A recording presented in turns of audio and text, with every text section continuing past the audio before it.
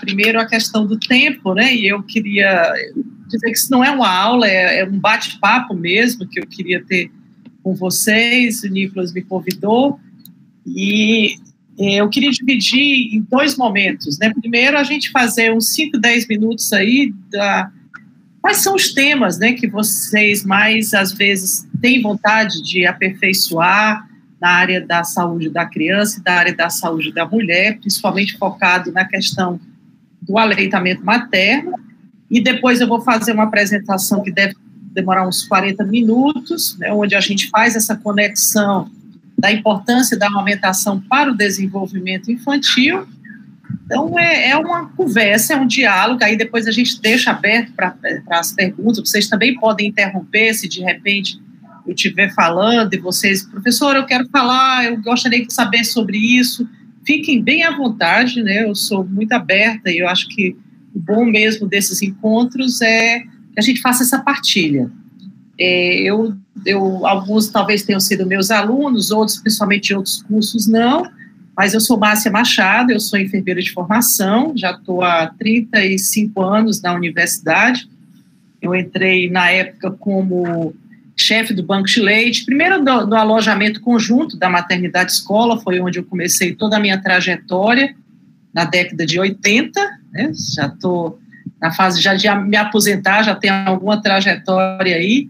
Então, na década de 80, a gente tinha um índice muito baixo de amamentação, era baixíssimo até, e eu fui aluno do Dr. Galba Araújo, né? Eu trabalhava com ele lá num projeto que ele desenvolvia, e me interessei muito, porque era um tema que estava sendo puxado na época pelo Ministério da Saúde, pelo antigo INAMPS, a gente formar um programa de aleitamento materno, e durante alguns anos eu trabalhava sempre nos municípios do interior, acompanhando parteiras, e depois eu assumi o trabalho como enfermeira na maternidade escola em 85, e aí fui chefe do alojamento conjunto, fiquei lá um tempo, e a gente tinha esse desafio de motivar as mulheres para a prática da amamentação, e em 88 nós inauguramos o primeiro banco de leite humano da maternidade escola.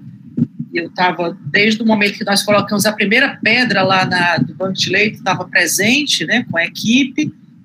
Então, em 1988, a gente criou o primeiro banco de leite do estado do Ceará, que está na maternidade escola até hoje, e foi a época que a gente começou também a desenvolver alguns projetos de pesquisa, né, porque não bastava só estar trabalhando sem olhar os indicadores, sem olhar o motivo por que as mulheres procuravam amamentar, por que elas procuravam o banco de leite, por que elas desmamavam.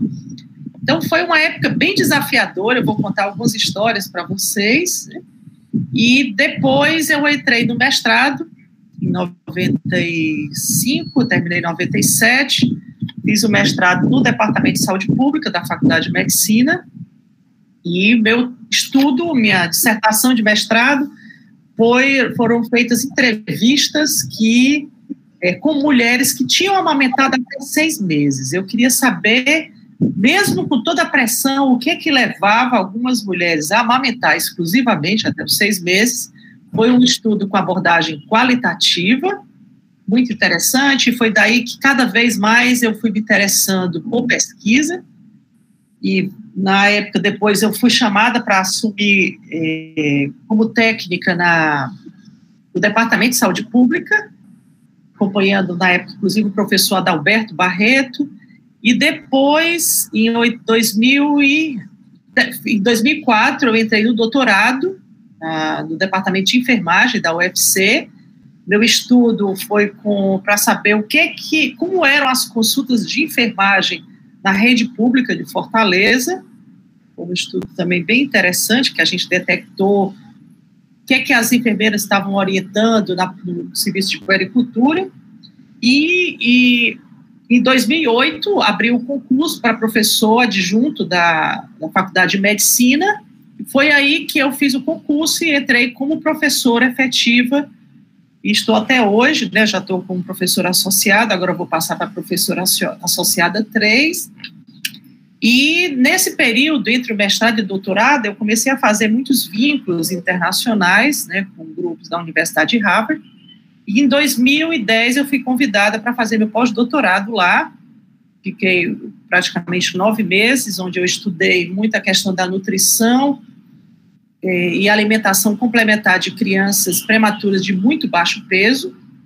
Fui orientada pela professora Marie McCormick, que é uma professora titular da Universidade de Harvard, do Departamento Materno-Infantil, e tenho desenvolvido muitos projetos, tanto com ela, como também com a professora Márcia Castro, que é uma demógrafa e epidemiologista, e a minha co-orientadora lá em Harvard foi uma professora que é brasileira, a professora Ana Cristina Lindsay. Ela é dentista, mas a área dela mesmo é nutrição infantil.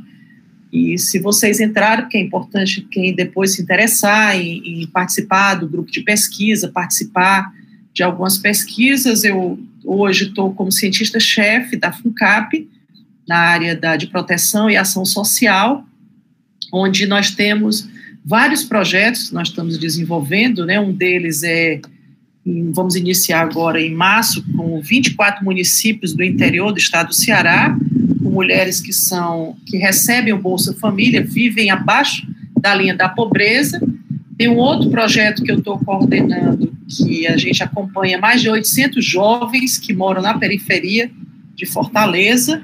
É um trabalho junto com a vice-governadoria, para tentar estimular os jovens a voltar para a escola e também para que eles se profissionalizem, né? E tem um outro trabalho que nós estamos desenvolvendo nesse momento, que é uma pesquisa junto com a professora Márcia, né, lá da Universidade de Harvard, e alguns outros professores. Nós estamos entrevistando mulheres que tiveram filhos em julho e agosto do ano passado. Durante a pandemia, eu desenvolvi um questionário online. A gente entrevistou 1.070 mulheres de forma remota para saber como estava sendo aquele momento para as mulheres grávidas aqui em Fortaleza. E foi interessante que nós tivemos uma prevalência muito alta de transtornos emocionais, em torno de 46%. E esse estudo, inclusive, essa semana foi aprovado, deve estar saindo a publicação daqui a uns 15, 20 dias na revista de Saúde Pública. E, a partir dele, nós conseguimos 2 financiamentos com 2 instituições, uma nacional e uma internacional, e nós estamos entrevistando as mulheres que tiveram filhos em julho e agosto, para ver como foi o pré-natal delas, como foi o pós-parto, como está nesse momento, porque as crianças estão com 6 meses, e essas mesmas mães serão entrevistadas em julho e agosto desse ano, depois de um ano onde a gente vai aplicar alguns instrumentos de parentalidade, instrumentos também para ver como é que está o aleitamento materno, como é que está a questão do cuidado materno e do pai também. E esse vai ser um primeiro estudo e já tem solicitações que a gente tente segurar essas mulheres para acompanhá-las durante 5 anos. Então, as pesquisas, elas funcionam muito dessa forma, né? Você começa uma e essa uma se desmembra em várias outras. Então, é essa mais ou menos a apresentação que eu sou mãe biológica da Camila, que hoje é psicóloga e terminou direito inicialmente, depois fez psicologia, está trabalhando muito na área de desenvolvimento infantil, e trabalha comigo em várias pesquisas também, e sou mãe do coração de 3 crianças, 3 pré-adolescentes, né? Eu perdi uma irmã há pouco mais de 10 anos, e aí eu adotei os 3 filhos dela, né? São 2 gêmeas, que hoje estão com 13 anos, e um menino que é o Felipe, que está com 15, e as meninas vão completar 13 dia 1º de março. Então, só para vocês também entenderem que, mesmo sendo pesquisadora, a gente também pode ser mãe, a gente pode viver, né? É desafiante, certamente, mas também eu estava comentando ontem aqui que o meu quarto, tem horas que parece aquele quarto de uma fazenda, né? Todo mundo pula em cima da cama, um cheirinho. Meu cheirinho, eu acho que agrada o pessoal aí, a gente fica dando várias gargalhadas. Então, ser pesquisadora, ser professora, ser mãe, ser companheira, esposa, requer muita disponibilidade e boa vontade de viver, porque não é fácil, mas eu sou muito feliz, porque eu acho que toda a trajetória que eu tenho profissional, ela surgiu de uma forma muito espontânea, mas ao mesmo tempo também com muito esforço, né? Eu fiquei como pró-reitora de extensão da Universidade Federal do Ceará de 2012 a 2017, e foi uma experiência da 2019, foram 12 anos, né? E é um desafio muito bom, né, porque quando você é pró-reitora, somente da extensão, você conhece todos os projetos de extensão. Deixa só um minutinho aqui, o marido.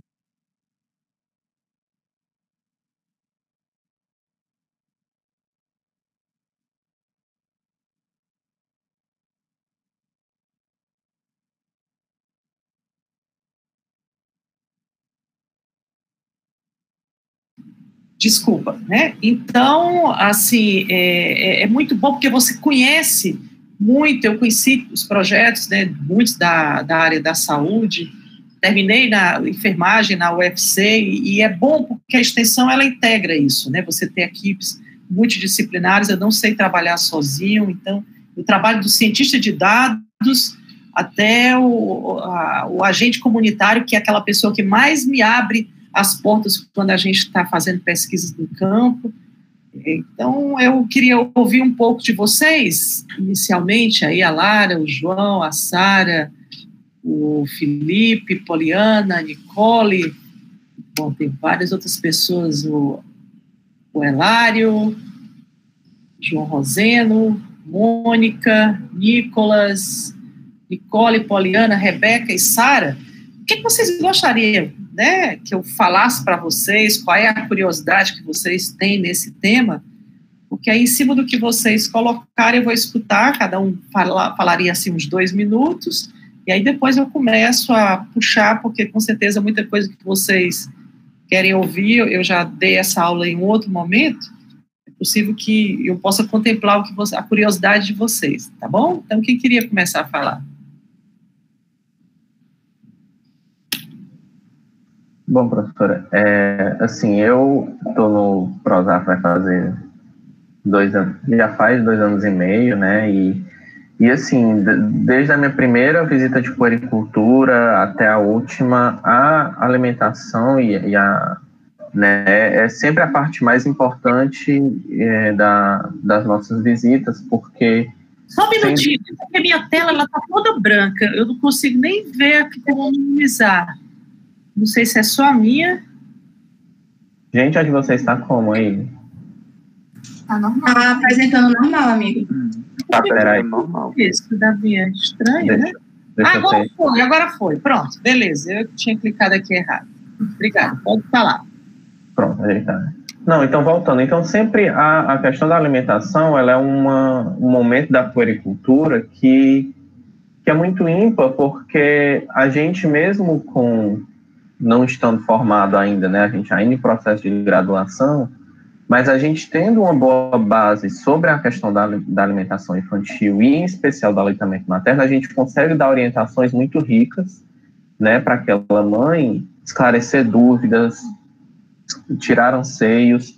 Então, assim, mas a insegurança maior é sempre essa, né, de que forma a gente consegue convencer aquela mãe a comprar, né, a questão do aleitamento materno, porque, como a senhora falou, é muito difícil, elas enfrentam pressões internas e externas muito fortes para abandonar o aleitamento e aderir à fórmula e aderir aos leites industrializados. Então, de que forma é que a gente pode estar ali incentivando, sabe, ela enfim, a se manter firme nesse propósito. Enfim, os meninos podem falar mais coisas aí da experiência de cada um. Quem mais quer falar?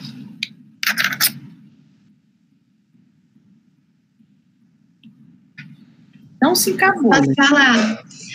Eu me sinto muito contemplada pelo Nicolas por essa questão de incentivar, né? Eu faço enfermagem, eu estou no 7º semestre agora, e é agora que a gente está tendo disciplina de criança 1, né? Então, agora que eu vim ter aula de aleitamento materno, só que o Prozaf já proporcionou tantas experiências e capacitações que aí a gente já chega tendo uma noçãozinha. Mas realmente uma das minhas, tipo, maiores dificuldades é chegar para a mãe, sentar com ela e dizer, porque é muito fácil para a gente, né? Tipo, estudar e ver, meu Deus, olha esse mundo, olha que coisa incrível. Mas aí quando a gente chega na realidade delas, é mais complicado. Aí eu acho que, tipo, a maior dificuldade que eu tenho mesmo é realmente sentar com elas e tentar convencê-las de que o aleitamento materno é o melhor para ela e para o bebê, né? E também das questões das complicações que pode trazer, porque tem muita mãe que reclama de dor, de inflamação, e aí dessas orientações também do que a gente pode dar. É porque a gente chega na prática e aí elas vão contar, né? Ah, por que você parou de amamentar com 4 meses? Por que você já está dando fórmula, né? Com 3, 4 meses? Aí elas vão dizer, não, foi porque a minha mãe disse que é assim. Não, foi porque a minha amiga disse que é assim. Não, é porque minha vizinha fez assim, tá tudo bem. E aí a gente tem essa dificuldade para ir quebrando essas concepções que elas têm, né? Ah, e outra coisa, que quando...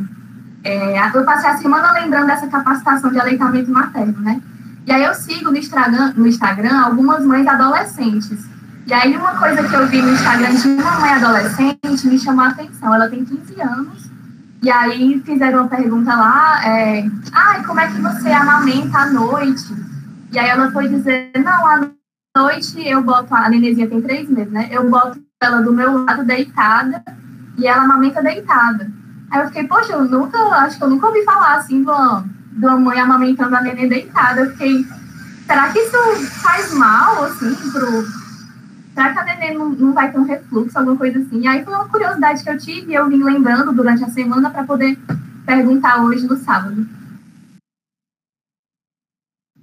Isso que a Camila falou é muito pertinente mesmo, porque eu acho que, pelo menos eu, Nicolas, eu ainda me sinto muito inseguro em orientar a questão da pega e da posição correta, né? Assim, porque a gente vê muito, às vezes, muito na teoria, né? Livro-texto, por exemplo, a questão da mão em C, a questão do formato do lábio do bebê, mas a gente lendo no texto é muito diferente da gente conseguir na prática, lá junto com ela, orientar, dizendo, pegue assim, coloque assado, né? Então, eu ainda me sinto muito inseguro, assim, nesse quesito.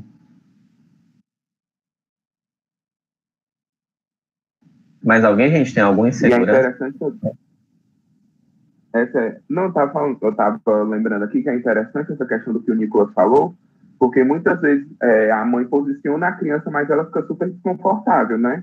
Ela está preocupada em amamentar a criança e dar atenção a ela, e acaba ficando uma posição super desconfortável, o que vai causar dor posteriormente para ela. Então, aquela mulher cansada, né, que já está em livre demanda, que acorda durante a madrugada, que perde o sono para cuidar da criança, ainda está sentindo dores por causa da má posição.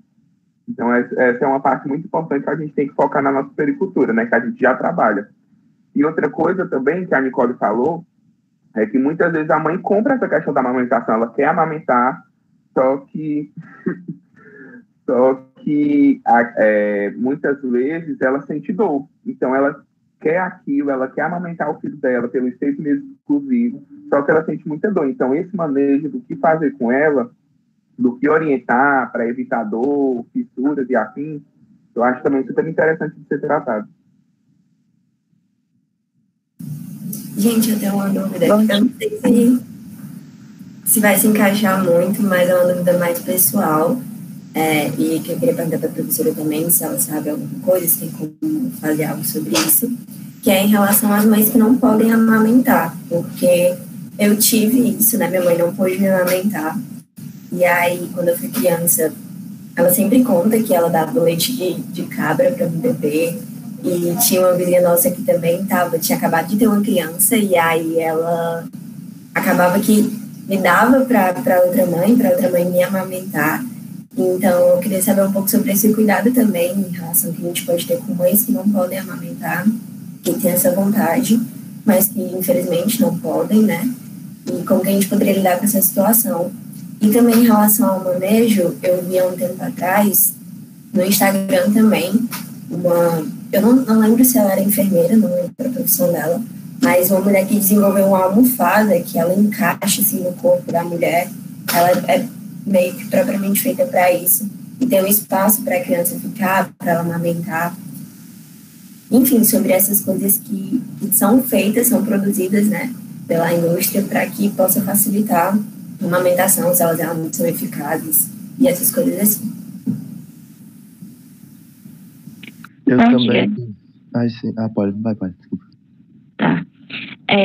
Eu fui muito contemplada pelo que o pessoal falou, mas eu queria também levantar a questão de algumas situações que a gente vê que as mães têm a condição de amamentar as crianças, até estar naquele processo, mas insistem em adicionar alguns alimentos antes do previsto, né? Eu vi um caso que a mãe que estava dando um mingau mesmo, de mucilon, para ver se a criança dormia a noite toda, né? Sem ter a necessidade, isso antes dos 6 meses. Então, começa a dar outros tipos de alimentos antes do prazo, nessa insistência, né? Que por mais que a gente reforce e fale que não é necessário, né? Ainda acontece muito. A dúvida que eu tenho no caso é que eu já ouvi o comentário de um enfermeiro que trabalha no PSF, né, na unidade básica, e aí ele falou que, assim, fizeram um comentário relacionado à questão de mães que ainda mantêm o amamentamento com crianças de 1, 2 anos, e que ele disse que, assim, tem aquela questão de toda aquela questão do afeto, né, com a criança, aquele vínculo ainda que é estabelecido. Só que ele disse que o que importa seria mais era a questão daquele período já estabelecido, aquele período recomendado, né, de ter o amamentamento, que ele disse que é 6 meses. E ele falou que ele disse que não precisava desse tempo de estar amamentando com uma criança com 1 ano, 2 anos de idade, e que o mais importante no caso seria fazer o planejamento familiar, né? Ele disse que ele mesmo aconselha as mães a não continuarem mais, ele falou isso, e que seria mais importante agora no caso fazer o planejamento familiar. Aí eu fiquei, fiquei com dúvida nesse posicionamento dele, nessa opinião dele. Aí eu gostaria de ouvir o comentário da professora sobre isso. Enfim. Bom dia, né, gente? Eu tenho uma experiência que é bem, assim, de alguém próximo de mim, que é minha vizinha. Ela teve um filho com 40 e poucos anos, mas ela já tinha um filho de 20 anos. Então, assim, foi uma diferença muito grande de 20 anos entre as duas gestações dela. Ela sempre teve o sonho de ser mãe novamente, e aí ela conseguiu. Quando ela teve bebê, eu até tive a oportunidade de ficar com ela um tempo na maternidade, para ajudar como acompanhante. E lá eu via sempre as enfermeiras e as médicas ensinando como amamentar, reforçavam que tinha que manter o aleitamento até os 6 meses, né, e tudo mais. Só que quando ela veio para casa, aconteceu de que, tipo, as próprias vizinhas ficavam falando: mas tu já tem que dar mingau a ele, porque o teu leite é fraco, não é suficiente para o bebê e tudo mais. E ela sempre falava: não, mas a médica falou que tem que manter o aleitamento e tudo mais. Aí eu faço das minhas palavras, eu falo da Nicole e da Poliana, que falaram sobre a intervenção de pessoas externas e tudo mais no processo de aleitamento. É bem complicado. Professora, eu só tenho mais uma coisa para perguntar, que o Felipe falou e eu me lembrei muito. Eu acho que se encaixa muito com o que ele questionou, mas é porque eu sigo diversas blogueiras que são mães, sabe? E aí, várias delas, os filhos já têm 2 anos e meio, quase 3 anos. E elas continuam tendo essa questão do amamentamento, né? Do aleitamento da criança. E, inclusive, mães que tiveram outros filhos e têm filhos mais novos, têm 2 filhos, 3 filhos, e continuam amamentando os filhos mais velhos também. E aí, eu queria saber sobre essa relação de, tipo assim, continuar o aleitamento até uma idade muito mais avançada, até porque é uma coisa que elas tentam trazer muito como desmistificar isso, dizer que é muito tempo da mãe, muito tempo da criança, e como que isso funciona mesmo. E se atrapalha também a questão de estar amamentando mais de uma criança ao mesmo tempo, com várias idades diferentes, enfim, sobre essa questão da amamentação mais tardia. Eu também tenho uma questão. Assim como a senhora adotou suas sobrinhas gêmeas, eu sou gêmea. E quando eu era pequenininha, a minha mãe deu de mamar pra gente, mas foi pouco. Ficou mais leite, mamadeira e tal, assim. Como é que funciona a lei também para gêmeas? Essas coisinhas assim mesmo.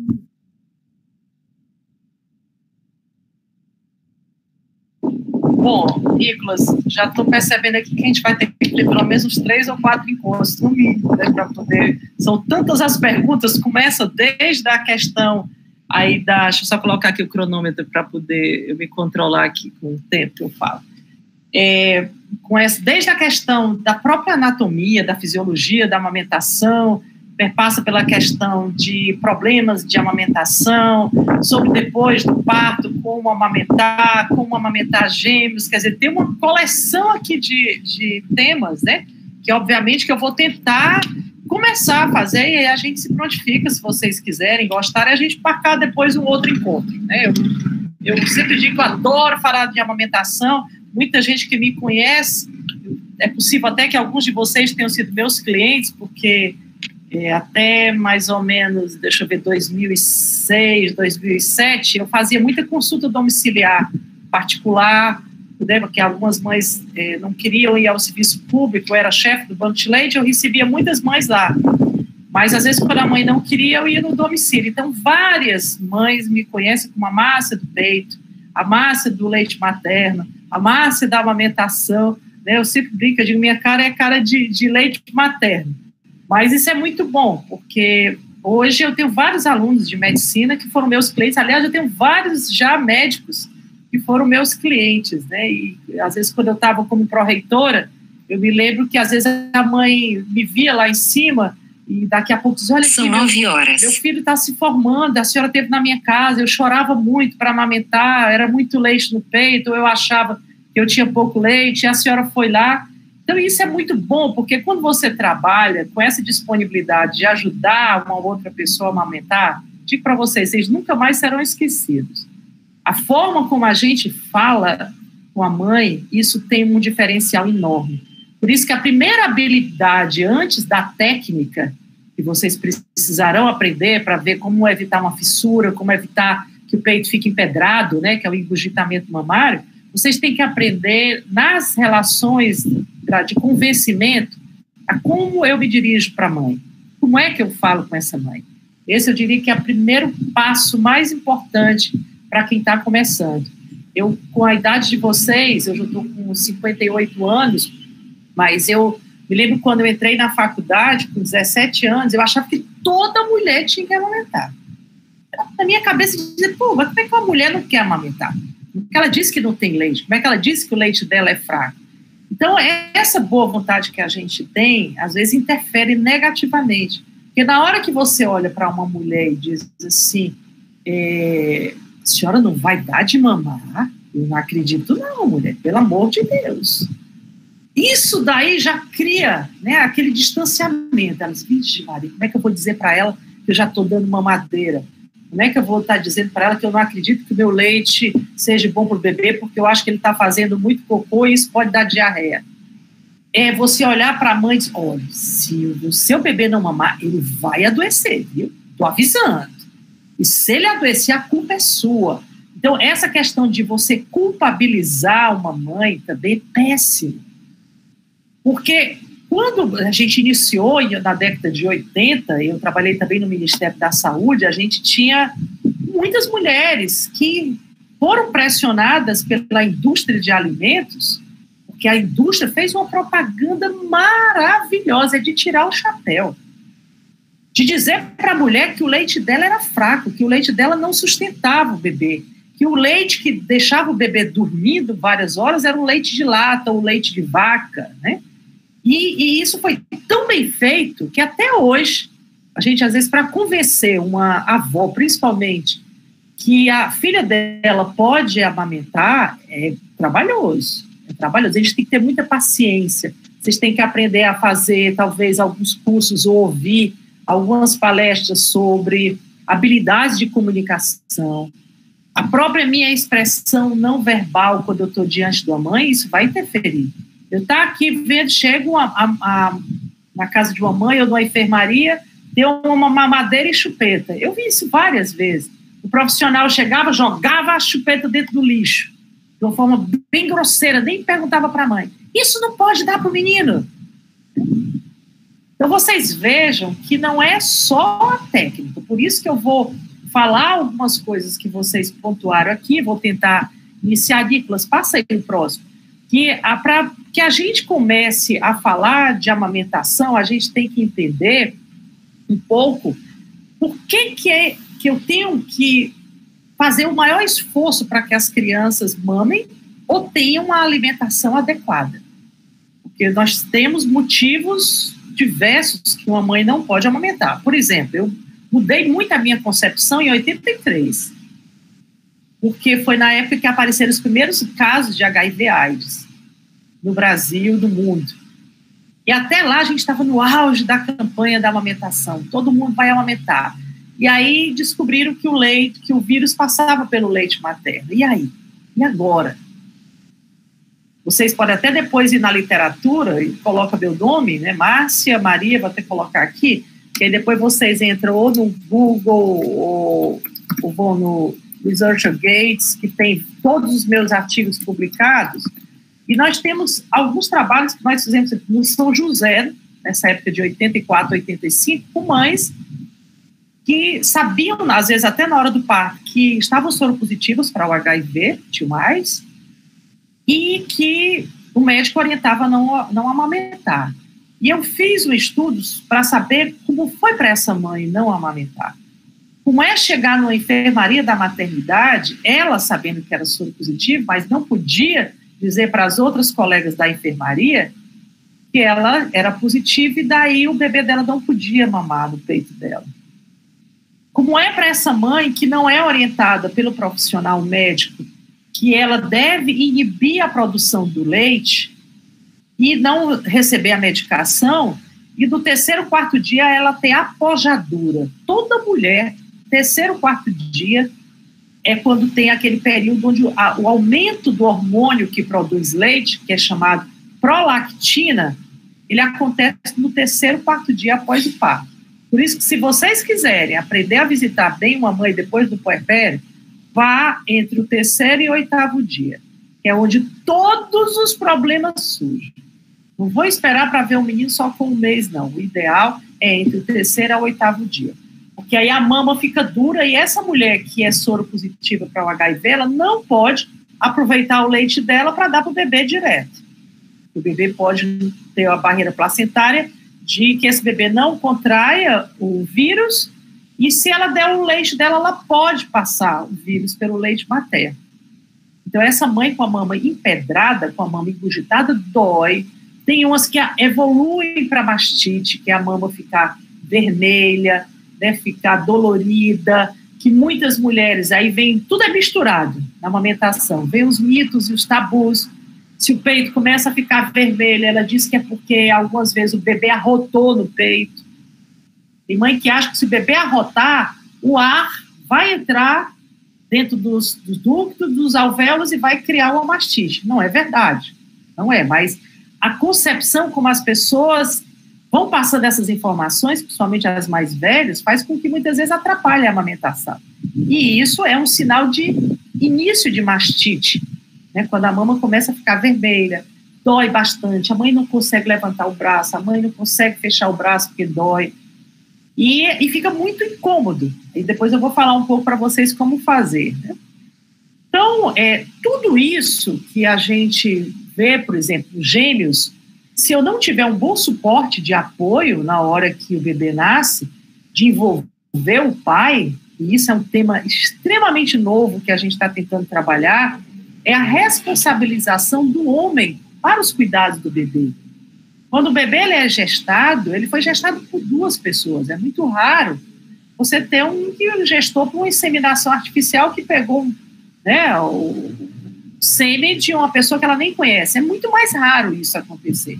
No geral, houve uma transa entre uma mulher e um homem. E aí, depois que engravida toda a responsabilidade da mulher, esse é um tema que eu, inclusive, estou começando a trabalhar lá no IPRED, eu faço consultoria lá no IPRED, e a gente vai começar agora a fazer um trabalho com homens. Por que eu, de repente, não mostro para o homem que na gravidez, ele tem que conversar com o bebê. E nós já começamos o primeiro tema que eu queria discorrer, que tudo isso perpassa porque a neurociência tem muitos estudiosos, inclusive eu faço parte de um grupo lá do Dr. Jack Shankov, que é o projeto dele do iLab, e a gente, quando eu fiz o curso lá em Harvard, depois a gente começou a fazer algumas parcerias, que isso é o bom de você sair, vez por outra, para poder fazer alguns cursos. E o Dr. Jack Shankov, há uns 12, 13 anos, ele começou a estudar o cérebro das crianças. Ele e o Dr. Nelson Chaves, né, são dois americanos. E o que eles começaram a perceber é que o cérebro, a conexão que faz com que o cérebro fique ativo, ele é muito mais acessível a captar as informações nesse período da primeira infância, que é de 0 até os 6 anos de vida. E de 0 a 3 anos, que é a primeiríssima infância, o cérebro é como uma esponja. Se vocês quiserem colocar tudo de bom ou de ruim, passam nessa fase. Hoje nós temos o conceito dos 1000 dias. Por que se fala dos 1000 dias? Que são os 9 meses da gravidez, você tem que começar, por isso que o pai tem que, vez por outra, chegar a dar um beijo na barriga, tem que encostar a cabeça lá e dizer, papai te ama, papai está esperando você com a mamãe. Nós estamos aqui, cantar uma musiquinha para ele. Porque, ao contrário, se você tem um pai que passa a violentar essa mulher todos os dias, o que é que vai acontecer? A criança ela vai captando aquelas energias negativas. É uma mãe que fica mais nervosa, é uma mãe que o fluxo do sangue pelo cordão umbilical fica mexido se ela tem tensões demais. Então, a violência intrafamiliar, pelo incrível que pareça, é um dos maiores fatores de você interromper o aleitamento materno nos primeiros dias. A base, se você quer trabalhar, como é que eu quero um jovem daqui a 20 anos, trabalhe na primeira infância. Então, passo próximo. Esse é o primeiro eixo teórico, né, que a gente sempre quer trabalhar, porque não adianta você estar fazendo a coisa sem saber da importância por que isso é feito. Então, por que devemos olhar para a primeira infância e incentivar o aleitamento materno? Primeiro, porque a amamentação é o único momento onde a mãe tem a conexão total com o colo da sua mãe e do seu pai. Na hora que a mãe coloca o bebê no colo, e aí tem vários conceitos errados de dizer assim, bebê que nasce não pode ficar no colo, no braço, tem que ficar no berço. Já deve ter escutado muito isso quando vão em casa. Erradíssimo. Hoje, todos os estudos que acompanham, que a gente chama de estudos de coorte, que acompanham crianças durante vários anos, já notaram que, por exemplo, aos 20 anos, a criança que foi colocada mais no colo, inclusive os bebês canguru, alguém falou aí que vê que tem mães que colocam aquele negócio, aquele pano, que hoje se chama sling, mas na verdade é o bebê canguru, aquele método que se utiliza em prematuros. A minha orientadora, inclusive lá americana, ela faz esse estudo, ela acompanha há muitos anos meninos que nasceram com muito baixo peso e hoje tem meninos que já estão com 20, 25 anos e eles ficam acompanhando esse menino. E eles perceberam que quanto mais o bebê lá na infância recebeu o colo, lá na frente, aos 20 anos, tem menos depressão, menos síndrome de pânico e são mais afetuosos. Olha que coisa interessante. Isso tem modelos estatísticos para medir isso. Por isso que é bom depois vocês também se aperfeiçoarem métodos de pesquisa para poder compreender como isso acontece. Então, quando o bebê está no colo da mãe, pelo incrível que pareça, o bebê nos primeiros 20 dias, ele só enxerga a mãe ou o pai na distância de 20 a 30 centímetros, que é essa distância aqui, a distância do bico do peito para o olho da mãe ou do pai. Então, quando você coloca o bebê no colo, que o bebê para, ele vai olhar e o globo ocular da criança é solto nos primeiros dias, por isso que ele fica estrábico, fica zarolho, né? O termo que elas usam é o zarolho. O olhinho troca, aí o que você orienta para ela? É só fazer isso aqui, baixa aqui, fecha o olhinho, que quando ele abrir, ela não vai ver mais aquele olho todo branco, né? Tem mãe que se assusta muito. E aí você vai dizer para ela, sabe por que o bebê está fazendo isso? Ele está te namorando. Quando o bebê para, que ele fica encarando, ele fica ali olhando, ele fica vendo um vulto. O bebê no começo é como uma câmara desfocada, ela fica totalmente embaçada. Então, quando você está aqui, o bebê fica olhando, e aí você fala, pô, coisa linda da mamãe, pô, coisa linda aqui. Nossa, chama pelo nome, o menino pelo nome, a menina pelo nome, isso é importantíssimo, né? Aí a criança vai gravando aquele tom da voz, a criança vai vendo aquele vulto, a criança vai sentindo o cheiro do suor da mãe, o cheiro da pele da mãe ou do pai, e vai dizendo, essa pessoa está sempre comigo. Então, o primeiro referencial que uma criança tem é através do colo, do toque. Então, aquela história de dizer que menino tem que ficar no berço é o contrário. Quanto mais colo um bebê recém-nascido tiver, mais calmo o bebê vai ficar. Aí vão dizer para vocês, Deus me livre, mas daqui a pouco esse menino não vai querer ir pro berço. Esse menino não vai querer ficar mufinado nos meus braços o tempo inteiro, é igual a bicho. Quer ver nos meus braços. Aí vocês vão dizer para ela, né? Quem é de vocês que largariam um namorado ou uma namorada bem carinhosa? Ninguém. Todo ser humano gosta de aconchego, de cheiro. E é interessante que na hora que o bebê nasce, o bebê, ele sente o cheiro do líquido amniótico, que dentro da glândula, na mama, tem uns carocinhos, ao redor da areola, tem uns carocinhos que a gente chama corpúsculo de Montgomery. O que esse corpúsculo faz? Ele fica liberando uma gordura invisível, os pesquisadores já estudaram, faz um swab e depois vê a composição química. E eles viram que essa gordurinha que hidrata a pele tem o mesmo cheiro do líquido amniótico. Foi aí que eles descobriram essa história do olhar. Eles pegaram crianças e vendo em qual momento a criança foca mais o olhar, ou a visão fica melhor, mais aguçada, e eles perceberam, eles vendavam as crianças, isso antes da AIDS, viu? Porque hoje não pode mais fazer esse tipo de teste, não. Eles vendavam as crianças, colocavam 10 mães, diziam, vocês vão ficar calados, o pesquisador vai pegar o seu bebê, vai trocar, vai colocar no peito de outra mãe e a gente vai ver a reação da criança. Vocês não falam nada, ficam só com o bebê aqui. E a criança começava a dar 2, 3 sugadas, daqui a pouco, abriu o berreiro. E eles lá gravando, e, puxa vida, que coisa estranha. E aí, o que é que eles fizeram? Pegavam um suave, passava na areola, levava isso dentro do microscópio e viram que cada mãe tinha uma composição bioquímica diferente e isso caracterizava o cheiro diferente. Aí foram ver de onde é que veio isso. É do líquido amniótico. Vocês vão ver alguns trabalhos de parto e a gente fica meio gastura, né, na hora que vê as primeiras vezes. Na hora que o bebê nasce, o que é que a mãe faz logo? Coloca bem aqui e fica cheirando. Todo animal faz isso, fica cheirando. Por quê? Porque isso é uma forma, esse cheiro, esse aconchego, esse odor, isso faz parte dessa relação que a gente estimula e deve estimular nos primeiros momentos. Então, já digam para as mães que quando a criança começa a criar autonomia, 4 meses, a criança começa a ficar sentada, aí ela fica supinazinha, daqui a pouco ela vai ficar fazendo isso aqui, para frente. Ela vai querer começar a fazer movimento. 6 meses a criança começa a se curvar e começa a entrar no processo de engatinhar. Ela começa a se arrastar bem na cama, depois vai para o chão. Depois ela não vai mais querer mais colo de mãe e de pai. O tempo de colo é muito pequeno.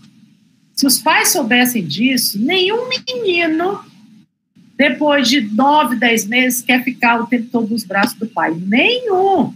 Nem vocês. Depois daí, só vão para os braços do pai, só corre, na hora que leva uma queda, na hora que faz uma danação, aí chora e corre para o braço da mãe. Mas depois dessa fase, ele vai para o mundo quando vocês estão no mundo hoje, já fazendo medicina, alguns longe dos pais e tal. Então, estimular o aleitamento materno, ou se a mãe não conseguir amamentar, ou se a mãe não quiser amamentar, esse é um recado que eu dou para vocês, respeitem a decisão da mulher.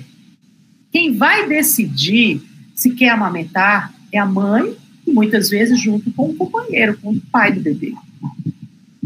Isso foi uma coisa que eu aprendi porque eu achava que toda mulher tinha que amamentar, e não é assim, né? Então, Por que as mães não querem amamentar? Elas podem ter traumas da infância. Eu peguei uma mãe uma vez que foi o pai lá no banco de leite, estava com 2 dias. E ele foi atrás de leite porque o bebê tinha nascido gig, né, muito grande, estava na gastroclínica e ele precisava do leite materno, porque o bebê estava com taquipneia, estava com muita dificuldade respiratória na incubadora, e eles não queriam iniciar com leite artificial, com medo de não absorver bem. E aí eu falei, mas por que a mãe não está amamentando? Ela disse, não, porque esse já é o nosso 4º filho, e ela não quer, ela nunca amamentou, ela toma remédio para secar logo, já desde o 1º e 2º dia. Quando uma pessoa diz isso, você pode ter certeza que tem alguma coisa lá atrás, lá no interior dessa mãe, que faz com que ela não amamente. E aí é o nosso trabalho. É aí onde a gente tem que intervir, orientar, perguntar para ela, por que motivo, o que passa na sua cabeça quando você diz que você não quer amamentar? E foi o que eu fiz. Eu disponibilizei, olha, você vai levar o leite, mas vamos fazer o seguinte, você vai, se você quiser, a gente pode conversar com ela. E eu fui na gastroclínica no outro dia, quando eu entrei no apartamento, a primeira coisa que ela disse, ninguém toca no meu peito, nem o meu marido toca no meu peito. Aí eu falei, aí eu disse, olha, eu vim aqui para a gente conversar, eu poderia ficar só com você e com seu companheiro, porque é importante a gente ter um diálogo muito aberto, né, e bem espontâneo. E fiquei, pronto, resumo da obra. Por que essa mulher não queria que ninguém tocasse no peito dela? Depois da segunda conversa que eu tive com ela, ela disse, olha, a minha mãe morreu quando eu era pequena, eu tinha 9 anos, com 12 anos, meu pai, quando eu tinha 12 anos, ele casou, e a minha madrasta teve um filho.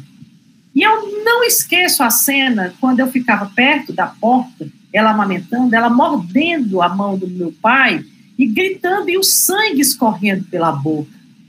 Então eu fiquei imaginando, olha, se eu um dia for mãe, o menino vai arrancar o bico do meu peito. É fácil arrancar o bico do peito que está sangrando.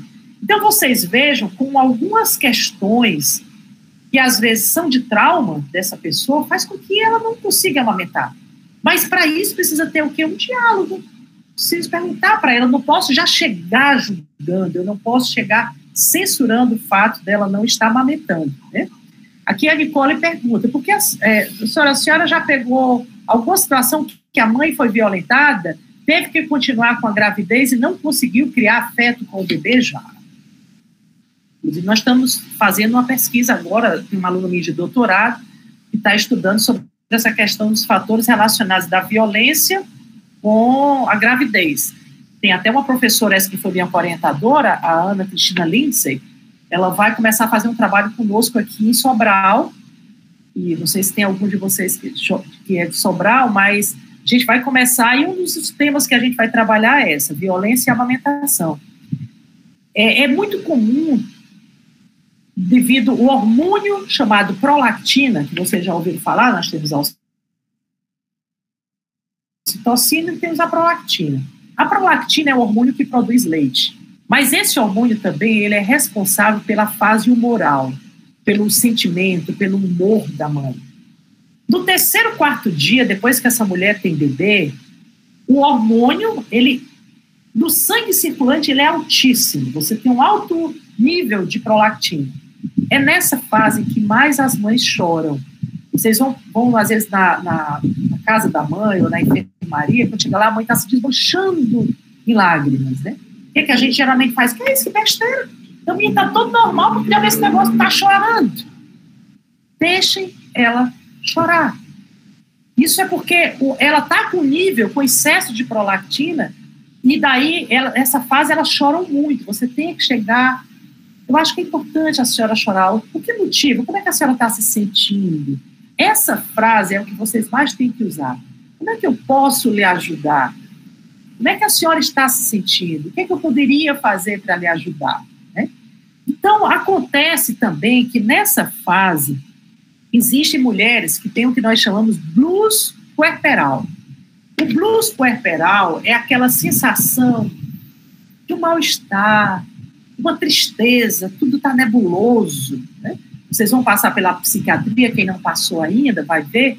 Então, tem mulheres que, nesse período, principalmente do 4º ao 8º dia, quando ela está com maior nível de prolactina, essas mulheres, às vezes, têm algumas síndromes. Né? Tem essa síndrome, né, desse blues puerperal, mas tem também a psicose puerperal. Então, nós já pegamos na maternidade escola, por exemplo, mulheres que jogam o menino no chão.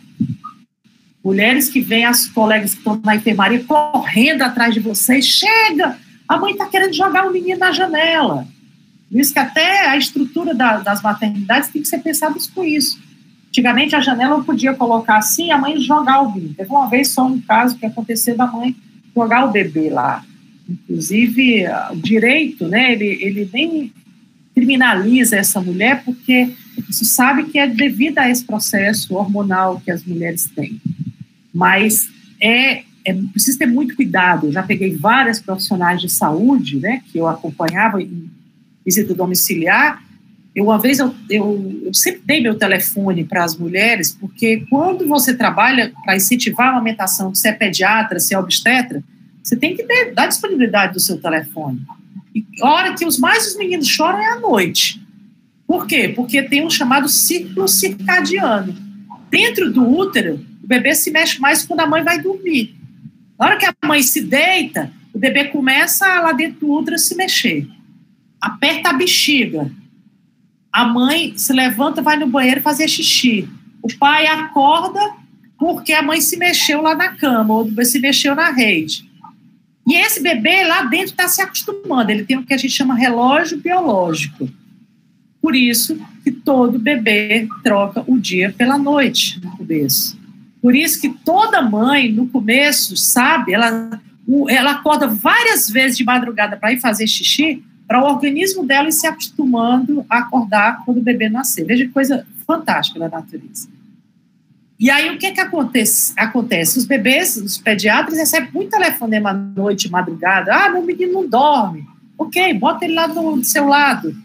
Afasta a cama, coloca a cama do lado da parede e coloca o bebê pertinho da parede, se vire, bote seu peito do lado e bote o neném para mamar. Eu já estou respondendo uma pergunta de quem me perguntou se poderia botar o neném para mamar dormindo. Deve. O que tem que ter cuidado, por exemplo, já aconteceram alguns casos de rede, que a mãe bota o bebê aqui em cima e às vezes vira e pode sufocar, porque ela está tão cansada às vezes que ela pode sufocar o bebê. Então é importante que essa rede seja baixa, que a mãe fique, né, de uma forma confortável, e que o bebê fique todo em cima dela, para evitar de que ele caia com mais frequência. E aí orientar a pessoa que está dentro daquela casa, para vez por outra dar uma olhadinha se o bebê está bem acomodado ou não. Mas voltando para a história da noite, eu tinha atendido uma jovem casada, bem casada, a filha dela primeiro tinha 12 anos, e ela casou de novo e teve um bebê com outro companheiro, né, aliás, foi com o mesmo, essa foi com o mesmo, e teve 12 anos depois um outro bebê, e eu fui atendê-la, quando deu meu telefone, eu sempre peço o telefone do pai, para qualquer emergência, qualquer problema que precisar, e aí ela me liga mais ou menos umas meia-noite e meia, eu atendi o telefone, aí ela disse assim, doutora Márcia, eu estou muito mal, eu sei que eu não estou bem, o que houve, fulana? Aí ela disse, eu estou com vontade de jogar a minha filha pela janela. Aí eu me levanto da cama, né, eu disse assim, é mesmo, vamos fazer o seguinte, não desliga o telefone não, vamos ficar conversando aqui um pouquinho. Na mesma hora, meu marido estava do lado, eu peguei o telefone dele, olhei rápido o telefone do pai, e aí disse assim, liga aqui para esse telefone. Aí eu fiquei falando com ela, mas o que está acontecendo? Você está com vontade de chorar? E quando eu puxava o pai para dentro do quarto, você está com quem? Meu marido está lá na sala, porque eu estava muito inquieta, a neném estava muito inquieta, ele foi lá para a sala. Aí eu consegui falar com o marido dela, né? Eu disse, só um minutinho, você não desliga, eu estou aqui do seu lado no telefone, só um momentinho. Eu botei a mão no telefone e falei, fulano de tal, é Márcia, faz o seguinte, vai para o quarto imediatamente que eu preciso conversar com você lá. Aí sua esposa está precisando de você lá. Aí ele foi. Quando chegou, Aí eu disse, olha, bote o telefone no voz, olha, eu estou com você, fulana de tal, nós estamos aqui para lhe ajudar, nós sabemos. Aí ela abraçou o marido e começou a chorar.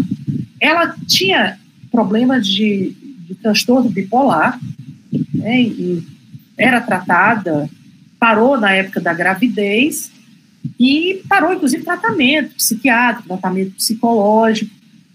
E na hora, qual foi a minha... Bom, você não vai poder sair de perto dela, vamos esperar o sol nascer, amanhã de manhã cedo, você vai ligar para o psiquiatra dela, ligar para o obstetra. Então, é essa rede de suporte que muitas vezes nós precisamos dar para essa mãe, muito mais do que dar carão. Eu fico muito incomodada quando às vezes eu faço pesquisa, né, que as pessoas... Eu pergunto às mães, como é que está o atendimento do seu bebê lá na puericultura? Maria, levei tanto carão do doutor e da doutora. Vocês acham que isso é bom? Não é legal. Não é legal. A relação médico-paciente, a relação de qualquer profissional de saúde com o paciente não pode ser essa coisa de estar ditando normas, ditando regras, né? Passe o próximo, Nicolas. Eu não vou falar nem a metade do que eu tinha programado. Mas vamos lá. E tem tanta pergunta interessante que eu prefiro até matar a curiosidade de vocês. Próximo, Nicolas. Geralmente, a população brasileira, ela olha o profissional de saúde, que eles imaginam que levar a criança para o pediatra é para vacinar. Principalmente para vacinar. Pouca gente fala dessa questão do desenvolvimento infantil, das relações, o que é mais importante hoje se falar. 69% dos brasileiros consideram que o pré-natal é importante para o desenvolvimento durante a gestação, mas isso somente do ponto de vista médico-biológico. As pessoas, quando estão grávidas, acham que eu tenho que ter cuidado. Tem mãe que, por exemplo, não come determinada comida porque diz que vai fazer mal, que o menino não vai virar jacaré, não. Jacaré vão virar nós que vamos tomar as vacinas, né? Mas os meninos, elas dizem que o menino vai nascer com cara de bolacha, né, com cara de joelho, se comer joelho de porco. Então tem muitos mitos e muitos tabus, né, que estão por detrás, e a gente ri delas, não, que elas estão falando, e diz, se você acredita, mas vamos acreditar também um pouquinho na ciência, né? Passe o próximo.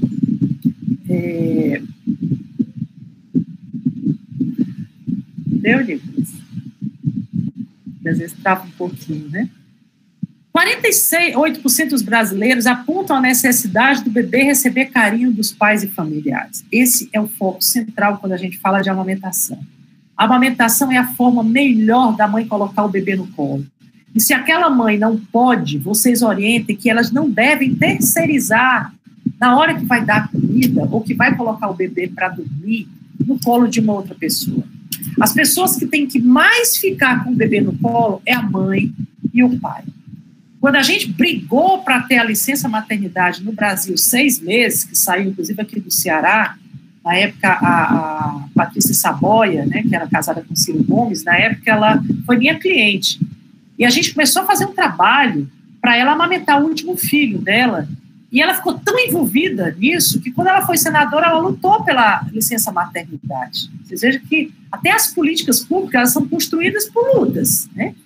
E o fato de você querer que o bebê fique 6 meses com a mãe mais em casa, não é para que a mãe seja malandra, né? Não é para prejudicar a indústria, não é isso não. O interesse é para poder fazer com que as mães cuidem mais dos filhos. Mesmo que ela não amamente, é muito ruim essa coisa, principalmente da classe média alta, que contrata babás.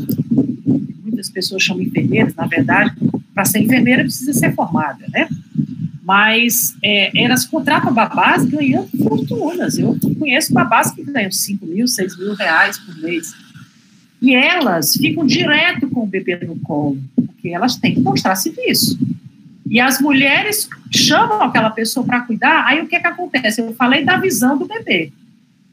Cada vez que o menino levanta os olhos, ele só vê aquela mulher. O cheiro é só daquela mulher que está ali do lado dela, terceirizada.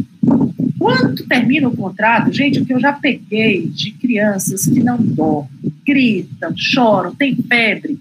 E a primeira coisa que eu pergunto, houve alguma mudança nessas 48 horas? Eu não sei se foi isso, mas a babá dele terminou o contrato e foi embora. Como é que era a babá? Maria era um anjo. Eu nem pegava no meu filho, tudo era ela que fazia. O que é que o bebê está incorporando? A minha mãe me abandonou. Eu não tenho a minha mãe mais por perto. Então, vocês vejam como até essa questão de quem cuida do bebê, a gente tem que começar a falar desde a gravidez. Porque se eu terceirizo, a criança vai substituir mesmo. Por isso que o pai tem que estar muito mais presente, os homens têm que estar mais presentes nesse período do puerpério. Eu hoje faço campanhas, e é engraçado que quando a gente já vê uma mulher grávida, o menino nasce, toda vez que o pai vai querer pegar, o que é que a mãe diz? Lavou a mão? Você botou a máscara? Passou álcool no corpo todinho? Não, dela não precisa, né? Mas do pai precisa. Aí eu olho e digo, o anticorpo do seu bebê tem o do pai também. Quem não pode pegar do tempo sou eu, que sou uma desconhecida. Mas o pai do bebê deve pegar. Mas ele não sabe pegar. Ele é todo sem jeito, é todo desengonçado. Olha, pega o menino, vai quebrar o menino. Escola, o coluna do menino vai se quebrar. Calma, vai não, porque ele tem carinho pelo filho dele. Vamos ensinar. Aí você ensina a mãe a pegar no bebê. Olha que coisa. Precisa a gente fazer isso? Precisa. Várias vezes, quando eu atendia as mães, eu dizia, você pode pegar aqui o neném enquanto eu vou examinar aqui a mama? Esse vídeo eu não sei pegar, não. Pois vamos fazer. Aí ele ficava duro na cadeira, né? Eu disse, vamos lá, relaxa, eu estou aqui do seu lado. Aí eu mostrava para ele que se eu colocar esse meu dedão aqui embaixo do bracinho do neném e esses dois dedos ficarem bem aqui no pescoço, o pescoço não vai ficar balançando para um lado e para o outro. Aí você segura, coloca no braço do pai e vai deixando ele relaxar. Vamos lá, eu fico na frente. Vamos, segura o seu bebê. Vamos lá, eu vou colocar ele bem aqui para ouvir a batida do seu coração. Ave Maria, doutora, ele vai quebrar. Não, eu estou aqui do seu lado. Vamos lá. Por que eu quero colocar ele ouvindo aqui a batida do seu coração? Porque dentro do útero, o bebê passa os 9 meses ouvindo tum-tá, tum-tá, tum-tá do coração. Quando o bebê nasce, em vez de a gente colocar o bebê pendurado aqui em cima, a gente deve ensinar o bebê a ficar aqui entre o peito. Por isso que o pai, às vezes, está assistindo o jogo lá do Fortaleza, do Ceará, do Ferrinho, está deitado aqui, bota um travesseiro aqui, deixa o menino aqui em cima dele, não faz mal não, é bom. Mas tem barulho, ele vai viver a vida toda sem barulho dentro de casa, não pode estar nos gritos. E dizer para o pai, na hora que o Ferrinho fizer o gol, que é raro, né, porque ele já está na classe C, eu sou torcedor do Ferrinho, viu? Aí ele jogar o menino para cima, né? Isso às vezes é ruim, porque aí você tem que dizer, olha, na hora que fizer o gol, você segura o menino aqui. Aí pode gritar, pular, Ferrinho fez o gol. Então, por que a gente tem que orientar isso? Porque os pais, às vezes, ficam com receio. Eles não sabem por que colocar aqui a calma. Às vezes a mãe está tão nervosa, bota o bebê aqui, aí o coração dela está acelerado. O que a gente faz? Deixa eu pegar aqui o bebê um pouquinho. Aí coloco aqui no colo, no meu colo, ou coloco no colo da avó ou do pai, o bebê se acalma. A mãe desaba no choro. Tá vendo? Ele não gosta de mim. Tá vendo? Eu não sou uma boa mãe. Não, não é isso. É porque você está um pouco ansiosa. Vamos tentar acalmar, vamos tomar água, um chazinho para ver se a gente relaxa. Então, são essas dicas bem simples, né, que a gente dá, que vão fazendo a diferença na hora que você está trabalhando. Somente 24% da população que foi entrevistada nessa pesquisa nacional ressaltaram que é necessário conversar com o bebê. Olha que coisa interessante. Pouquíssima gente acha da importância de você, na hora que estiver ali com ele, conversar. A mamãe está preocupada. Meu Deus, esse vírus, será que esse vírus vai dar uma trégua na gente? Ficar conversando com a criança. Dizer para ela, eu te amo. Dizer para ela, eu gosto de você. Né? Mamãe está aqui para lhe proteger. Toda essa escuta que a criança vai fazendo, isso vai sendo absorvido pelo cérebro dele, né? 16% só lembram da importância de a mãe receber o apoio da família. Eu não sei se vocês já ouviram falar de tomar o mijo do menino, né? O menino nasce, aí o povo do interior daqui mesmo, né?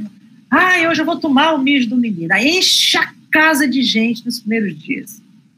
Nós temos que dizer que a primeira semana é um momento de encontro daquela criança com a nova família que ele está vendo ao vivo. Quando as pessoas chegam na casa, geralmente vão à noite, fica até meia-noite. Aí meia-noite é a hora que o bebê tem o ciclo circadiano, acorda, começa a chorar. E a mãe está lá fazendo comida para todo mundo, fica naquela barulheira, ela morta de cansada, em vez de estar descansando, que de madrugada ela vai acordar mais vezes mesmo, é até um indicador, quando a gente pega um bebê com 3, 4 dias, que a mãe diz, ai, que bebê bom, é um anjo, dorme a noite todinha, acenda uma lâmpada bem aqui na cabeça de vocês, alguma coisa está acontecendo de estranho. Você tem que olhar se esse menino não está com hipoglicemia, se esse menino está fazendo xixi várias vezes, porque o bebê que mama, é o sinal de certeza que a gente sabe que o bebê está mamando bem é quando ele faz xixi.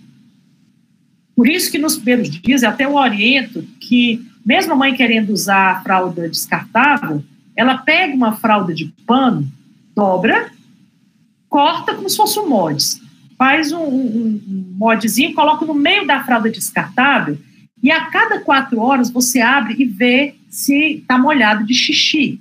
Se não tiver, é um sinal de alerta. Depois de 24 horas, o bebê tem que fazer no mínimo 6 vezes xixi para que a gente tenha certeza. E esse xixi, se sair rosado, uma massazinha, significa dizer que está concentrado. É como se eu falar aqui com vocês 2, 3 horas, não tomar nenhum gole d'água, quando eu for fazer xixi, minha urina vai estar concentrada. A do bebê vem com o que a gente chama cristais, com presença de uratos, que é o que dá aquela corzinha rosada no xixi. Se isso acontece, sinal de que o bebê pode não estar ingerindo a quantidade de leite suficiente. O leite tem muita água, né? Tem em torno de 70% a 80% de água, então é um sinal que eu já fico alerta. Ou então, se o xixi tiver muito amarelo, por isso com a fraldinha, um paninho branco é melhor, se tiver amarelo demais, eu tenho que olhar se o bebê também está com icterícia, que é o que ela chama itirícia, que o meninozinho fica com o rostinho bem amarelo, às vezes você chega, o olhinho do bebê está bem amarelo. Então, esses são sinais imediatos, por isso que a gente tem que acompanhar muito o bebê nos 3 primeiros dias, porque é nessa fase que ele pode ter desidratação ou pode ter hipoglicemia se ele não tomar a quantidade de leite suficiente. Vocês podem perguntar, mas Márcia, qual é a quantidade suficiente? Nas 24 horas, o bebê só precisa de 3 gotas de colostro para se alimentar a cada 3 ou 4 horas. 3 gotas. Se o bebê começar a sugar e sair nas 3 gotinhas, ótimo, mas como é que eu sei que isso saiu? O peito não é de vidro, não é transparente, é olhar o xixi, tá? Então esse é um dos primeiros sinais que vocês vão observar. Outra que muita gente pergunta, e cocô? O cocô no começo, ele é variável nos bebês, mas todo bebê só deve sair da maternidade se tiver eliminado o mecônio, que é aquele cocô preto, né? Parece aquele chocolate amargo preto, bem... O bebê vai saindo, parece aquelas bolinhas, né? Pastosa. Então, o neném, quando começa a mamar mais, principalmente no 2º, 3º dia, vai mudando a cor dessas fezes do bebê. Ele vai ficando meio esverdeado, parece assim, às vezes, um abacate machucado. É aquela cor mais esverdeada. Aí ela diz, ai, doutor, o menino está com quebranto. Ah, por que a senhora acha que está com quebranto? Porque o cocô dele está verde. Foi uma visita que teve aqui, que olhou para o menino, disse que ele era bonito e tá aí, ó, o menino tá agora fazendo cocô verde. O que você já fez? Não, estou levando a rezadeira. Ok, que bom que a senhora levou para a rezadeira. Mas além da rezadeira, vamos também botar mais vezes o bebê para mamar e ele vai começar a fazer mais cocô. Porque o leite materno, senhora, quando o bebê mama, ele pode fazer cocô até 15 a 20 vezes ao dia. Hã? 15 vezes ao dia? Sim. É normal o leite materno, quando ele é muito laxante, por isso que é importante a gente colocar o bebê logo depois do parto, porque ele ajuda a eliminar o mecônio, e esse mecônio sendo eliminado, também ajuda a eliminar a bilirrubina, que é o que dá aquela corzinha amarela, que dá icterícia no bebê. Então, tudo, vocês estão vendo que eu estou fazendo conexão com fisiologia, com anatomia, com práticas, né? Para que a gente tenha, a ciência, ela tem essa obrigação de mostrar por que isso acontece, né? Agora, Tem alguns bebês que, normalmente, depois de uma semana, os bebês começam a fazer menos cocô. O bebê pode passar até 10, 12 dias sem fazer cocô. O que ele não pode, ele pode até estar sem fazer cocô, mas tem que estar fazendo várias vezes xixi. Então, se isso acontece, tá tudo bem. A minha filha mamava, só fazia cocô toda sexta-feira. Eu achava ótimo, né? Porque economizava fralda, tinha menos trabalho. Mas a gente tem que avisar isso para a mãe, porque se o bebê passar, ele fazer cocô 3 vezes, se não fez entre um intervalo e outro, a mãe já taca supositório. Já usa óleo de maná. Aí começa, né? As doutoras vizinhas chegam para orientar tudo. Tá aqui, olha esse óleozinho aqui, dê pro bebê. E não é para fazer isso, né? Agora, se o bebê não está fazendo xixi e não está fazendo cocô, gente, alerta total. Significa dizer que esse bebê não está ingerindo praticamente nada de leite materno. Então, tem que ter cuidado nisso, porque às vezes você tem bebê que entra no hospital, no UTI, com uma hipoglicemia que não foi detectada, porque não foi orientada a isso. E o cocô também, quando ele sai duro, você já comeram aquelas bolinhas, aquele chocolatezinho da Nescau, que vem redondinho, né, gostoso que só. Se o neném começa a fazer cocô daquele jeito, tem alguma coisa errada. Eu digo, parece cocô de cabrito.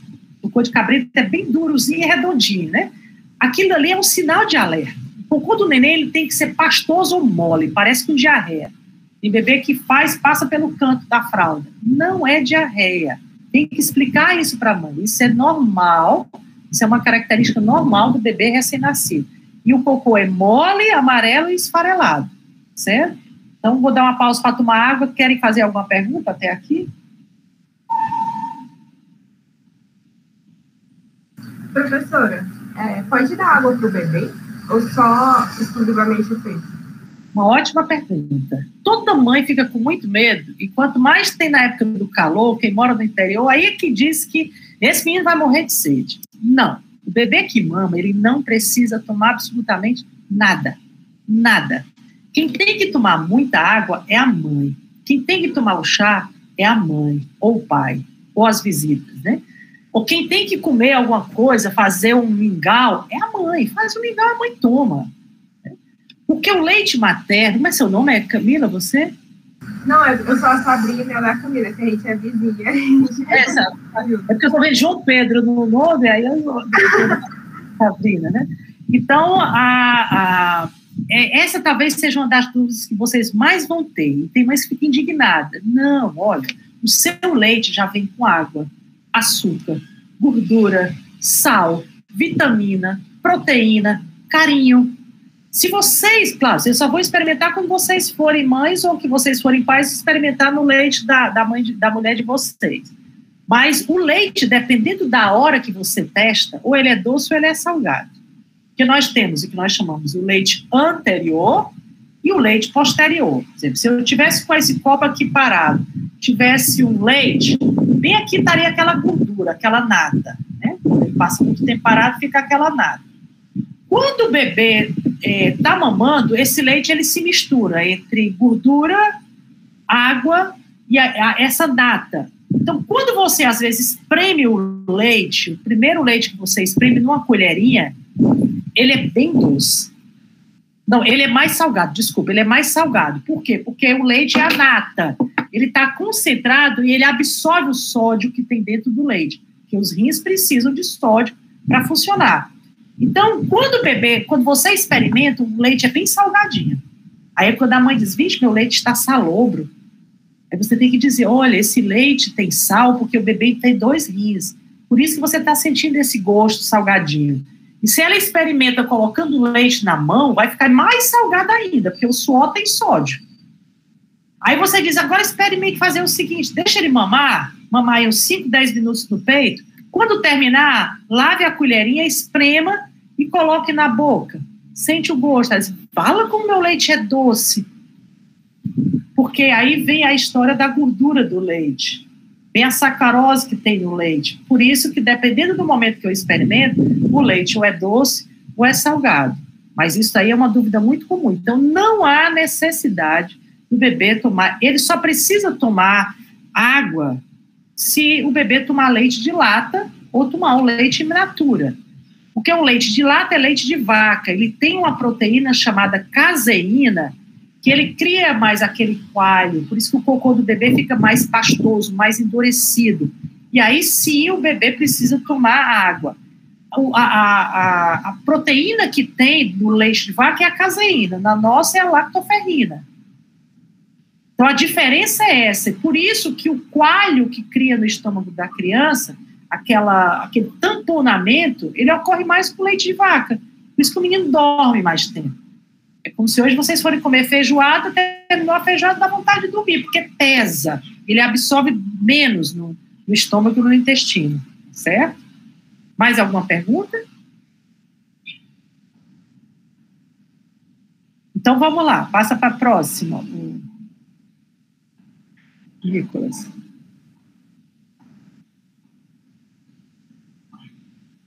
Como a gente pode pensar em um mundo da paz, de colaboração, de boa-aventurança, onde o começo da vida não é levado em conta? Quando vocês estão diante de uma mulher grávida, vocês têm que entender que ali tem um ser dentro dela. E essa criança ela precisa ser cuidada, inclusive por nós que somos profissionais de saúde. Hoje vocês veem muito menos diarreia, muito menos criança morrendo nos primeiros dias de vida, porque hoje tem a visita domiciliar da agente comunitária, as mães devem ir na unidade de saúde para vacinar, mesmo com a pandemia a gente está vendo, e nós já entrevistamos 100 e pouquinhas mães dessas que tiveram bebês agora depois do Covid. Ontem eu estava dando uma olhada no banco, né? E é preocupante, o desmame está sendo muito precoce. Esse momento, ele vai trazer enormes consequências, porque as mães estão, além de muito tensas, muito nervosas, não estão recebendo visita domiciliar, porque alguns profissionais têm receio, muitos agentes comunitários são mais idosos, né? Não tem ainda, nem todo mundo tem o acesso a olhar para o WhatsApp, dar uma ligação para alguém da unidade de saúde, e eu tô preocupada. Ontem, quando eu vi os dados de desmame precoce, eu falei, nossa, será que a gente vai começar tudo de novo? Porque na hora que você tem um desmame precoce, numa situação dessa, onde a miséria está aumentando, onde as pessoas estão passando mais fome, com certeza daqui a pouco nós vamos ter um retorno de desnutrição e problemas gastrointestinais dessas crianças. Mas, bom, a ciência está aí para isso. A gente está estudando para poder sinalizar ao governo o que é que eles devem fazer para melhorar e minimizar isso. Pode passar ao próximo.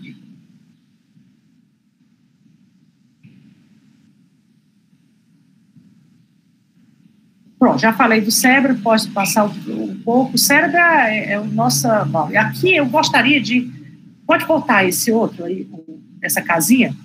O que a gente tem que focar bem quando nós trabalhamos, principalmente vocês estão trabalhando num contexto de saúde pública, de acompanhamento, é que a base do que vocês estão fazendo, a base do que a gente tenta trabalhar com as famílias, não adianta trabalhar só a criança.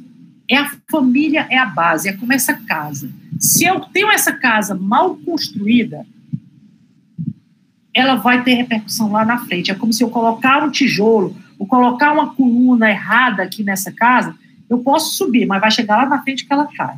Ela vai começar a apresentar rachaduras. Então, tudo que a gente pensar em se preocupar hoje em trabalho de saúde pública, a gente tem que envolver os familiares, né? Buscando passar a importância de dar afeto para a criança e estimular a criança. Quanto mais, já tem vários estudos mostrando o número da linguagem. Quantas vezes uma criança, aos 6 anos de idade, fala quando ela é estimulada por contação de histórias. Contação de histórias, hoje, é uma das estratégias de intervenções mais eficazes que tem. Olha que bobagem, né? Contar história. Sim, porque na hora que eu estou contando a história, eu estou aumentando o repertório de palavras. Eu crio naquela historinha a emoção. Por isso que quanto mais as histórias para crianças pequenas, com coisas positivas, é melhor para a criança. Não pode dizer, o lobo mau vem te comer, viu? Ele vai pegar você e vai entrar na barriga da vovó. Não é esse tipo de história que é o mais adequado. É contar que existe um lobo mau, mas existe uma proteção. A vovó está em casa para proteger você. Aí o lobo vai passando, a vovó diz, saia daqui, seu lobo! Você está passando aí olha como é interessante isso quando você estuda sobre a importância das narrativas, da linguagem. Que isso, além de trazer o acréscimo de palavras, você também trabalha as questões de estímulos visuais, estímulos auditivos, olfativos. Eu estou contando uma história da rosa, eu cheiro a rosa. Que rosa cheirosa! Né? Então, eu estou passando para aquela criança de que rosa traz um cheiro bom. Então, por isso que esses estímulos vão estimular muito o cérebro para a parte da cognição. Então, eu estar com a criança no colo, eu ocupar o meu tempo de pai e de mãe, pegando no meu filho, mostrando para ele o que é certo e o errado. Porque isso é uma outra questão do estímulo, é você aprender a fazer os momentos de regulação. Nós trabalhamos com um princípio, né, que é o ICDP-MIS, que é More Intelligence Sensitive Child, que é você criar crianças mais sensitivas, mais sensíveis aos estímulos. São 8 passos, e uma delas é você dizer para ela o não. Por exemplo, você não pode pegar na tomada. Eu trabalho, desde 2004, com mulheres cegas e mulheres surdas, né? Porque eu fiquei curiosa para entender como é que uma mulher cega, por exemplo, ensina para uma criança a ter estímulo dela ter um cuidado. Quando eu comecei a fazer, nós acompanhamos 17 mulheres cegas aqui em Fortaleza, e eu ia 3, 4 vezes na casa dela, em qualquer hora. Eu ligava para ela, ou às vezes eu nem ligava, chegava de surpresa. E me preocupava muito quando ela tinha um filho de colo e um bebê, às vezes, de 10 meses, porque as tomadas não tinham aquele plug. E eu dizia, eu como vidente, né, eu via, vidente não é aquela que adivinha o nosso futuro, não. Se fosse, né, porque eu queria os números da Mega Sena um dia aí para elas me darem. Mas a gente, como vidente, fica vendo a coisa que pode acontecer. E ela dizia, doutora Márcia, calma, deixa eu explicar como é que eu faço. Elas colocavam o bebê ali perto da tomada, aí o menino olhava para a gente e dizia, não. A mãe cega, ela usa muita oralidade, ela explica muito para a criança o que vai fazer. E elas cheiram demais a criança, porque ela como tem a mesma terapia de chinês, de olhar a doença através da língua, né, da cor da língua e do odor.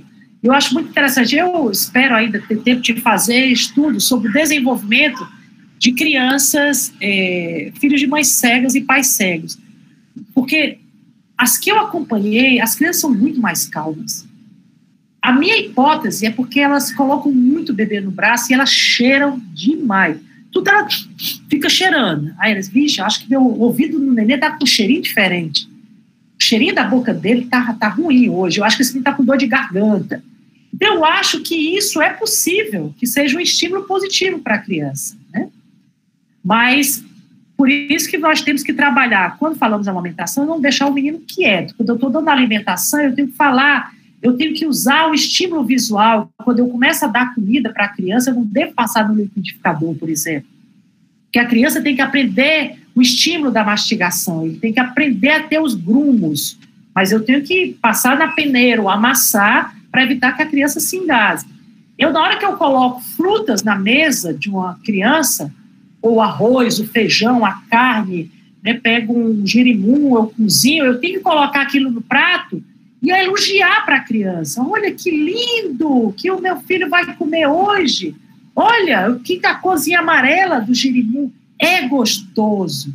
E aí vocês vão ver quando os pais contratam babás, eu digo, olha o peso da babá na hora que chega e olha quando sai. Quando chega a mãe e diz assim, esse menino não come nada, não come nada. Aí, às vezes eu vou na casa da mãe para ver a pessoa dando a comida, aí você tem que ensinar a técnica correta. A colher, quando você vai dar para o bebê que mama, não pode ser colocada aqui em cima do lábio. Ele vai fazer isso aqui, ó. Ele vai recusar, porque a língua do bebê que mama é como língua de sapo, ela vai e volta. Então, quando você vai dar a comida, a colher tem que ser aqui, ó. Lá atrás, lá no palato. Porque na hora que a língua faz isso, a criança vai engolindo e vai deglutindo. Já o copo, se eu vou dar um suco ou um leite para a criança, eu não posso colocar o copo em cima da língua. Ó. Eu me melo. Por isso que ela diz, o menino não toma o suco, derrama todo. Por quê? Porque você ensinou errado. O copo tem que ser em cima do lábio. E esperar a língua encostar no líquido. Aí ela vai fazendo isso, ó. É assim que a criança toma suquinho.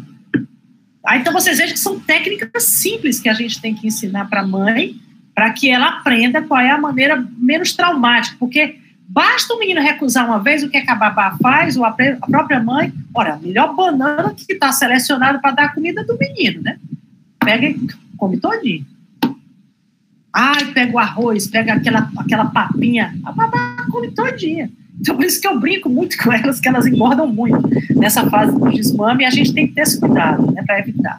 Então, quando eu dou afeto, eu vou estimular o estudo. As crianças são mais estimuladas, inclusive, com questões da linguagem, por isso que a gente não tem que ficar em silêncio o tempo inteiro, mas também não é falando o tempo inteiro, a criança precisa aprender o momento de silêncio. Aumenta a questão do raciocínio, a autoestima, eu tenho segurança, eu tenho proteção, eu me sinto seguro a partir do momento em que eu tenho segurança por alguma pessoa, que essa pessoa é responsável é o adulto. Nós temos sempre que trabalhar o adulto. Isso estimula o trabalho, já tem vários estudos de segmento mostrando isso aqui, aumenta a inteligência emocional e as relações. Né? No momento em que eu ensino a criança a controlar a emoção dela, chorar, você não pode fazer isso. Aí vem o pai ou vem a mãe, faça isso com o bichinho, não. Traz aqui, mas é muito ruim, como é que faz isso com o filho? Quando isso começa a haver essa competição entre os casais, muitas vezes, a criança percebe. A criança é sagaz, ela saca tudo. Então, por isso que a gente tem que discutir essas questões de que a inteligência da criança, ela é moldada a partir do comportamento que a gente dá. Você vê uma criança que grita muito, que morde muito, que bate muito, porque tem as fases. Mas você procure ver como é que está a relação familiar. São 10 horas. Olha aí, já está me avisando que são 10 horas. A relação familiar é algo que a gente tem que trabalhar, porque ela é a base de tudo, né? Passe o próximo aí, só para a gente terminar em 5 minutinhos, para poder só responder aqui rapidamente. Eu estou dizendo, Nicolas, que a gente vai ter que... Né? Aqui, ó, mostrando, são os estudos da neurociência, né, mostrando em que momentos a linguagem ela é mais ativada, a capacidade sensorial, visão e audição, as funções cognitivas. Então, está aqui, ó, você tem dos 9 meses aos 18 meses, e mostrando que essa fase aqui, onde você tem aos 5 anos, olha o platô aqui, não é que depois o cérebro não absorva isso, não.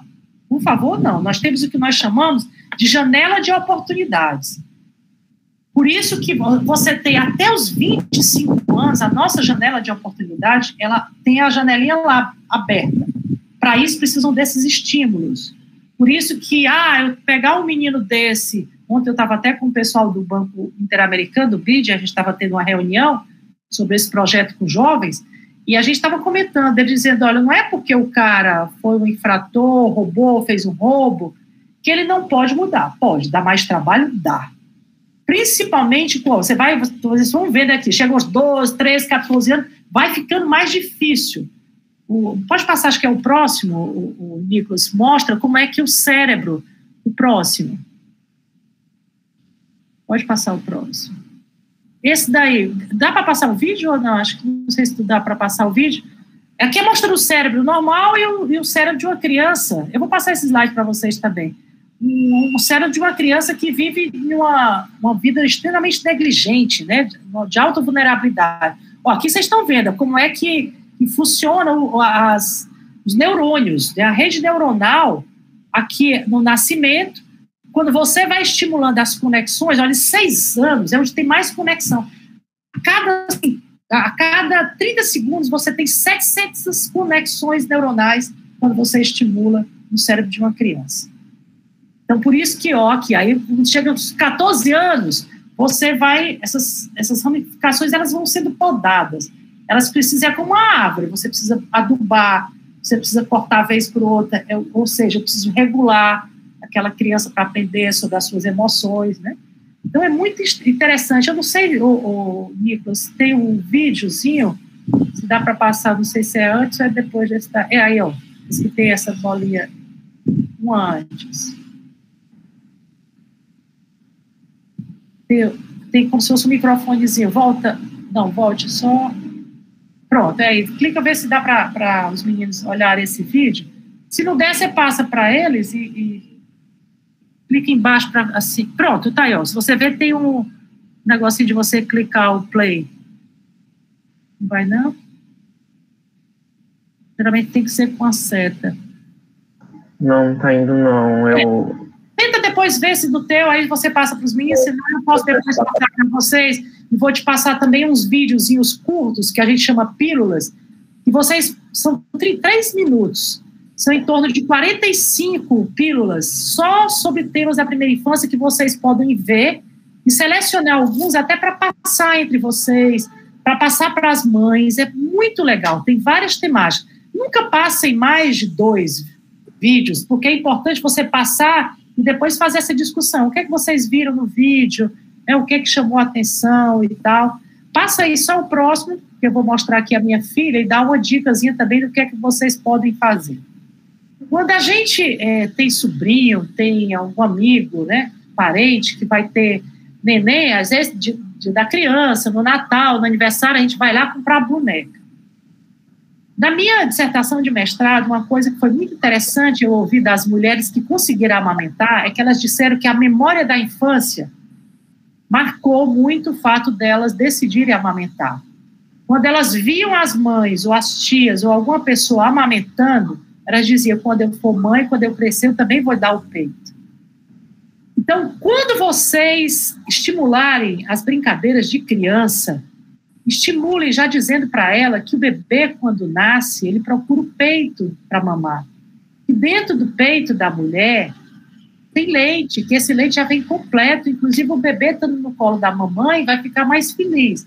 Então, o que eu sempre fiz, desde quando eu comecei a trabalhar com a amamentação? Quando eu vou dar presente de uma boneca, eu na loja, eu já faço uma coisa que muita gente estranha. Eu rasgo, pego, corto com o estiletezinho e tiro a chupeta e tiro a mamadeira que está lá junto com a boneca. Você já deve ter visto isso, né? Eu tiro, aí a pessoa vai, por que isso? Não, porque eu vou dar de presente para a menina, ou o menino, que eu também acho que a gente tem que começar a te desmistificar essas coisas de que só menina brinca com boneca. O menino tem que, inclusive, aprender a brincar com a boneca para saber que um dia ele vai cuidar do filho dele, né? E aí você chega, tá aqui a Camila, tem uma outra foto dela, ela hoje está com 31 anos, mas tem uma foto dela, não, esse aqui já é um outro trabalho que a gente fez no IPRED, e ela, com as amiguinhas, e ela dizia, a neném tá chorando, automaticamente ela botava o peito aqui. Então, você começa a naturalizar essa coisa da nutrição, da alimentação. Então, uma dica também que eu dou para poder vocês fazerem com as mulheres que vocês estão acompanhando, passe o próximo.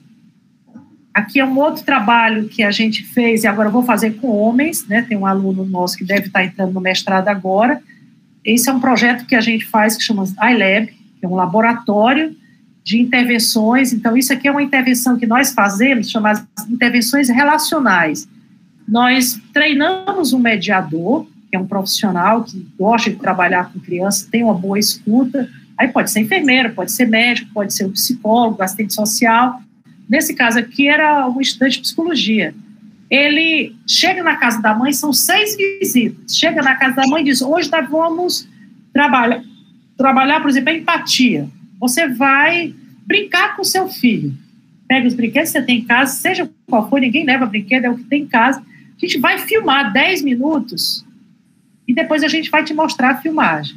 Então, filma, e o mediador é treinado para olhar 3 momentos em que a mãe faz alguma coisa positiva. Nessa interação, nós não falamos nada negativo para a mãe. É o que a gente chama de vídeo feedback positivo. E aí você volta, aqui nós temos um tablet, né? E aí filmamos, mostramos para a mãe. Gente, nas primeiras filmagens, a mãe disse assim, olha, tente localizar alguma coisa boa que você fez aqui nesses 10 minutos. Aí eu tô horrorosa. Maria, não fiz nada que preste. Ave Maria, eu fiz isso, que coisa horrível.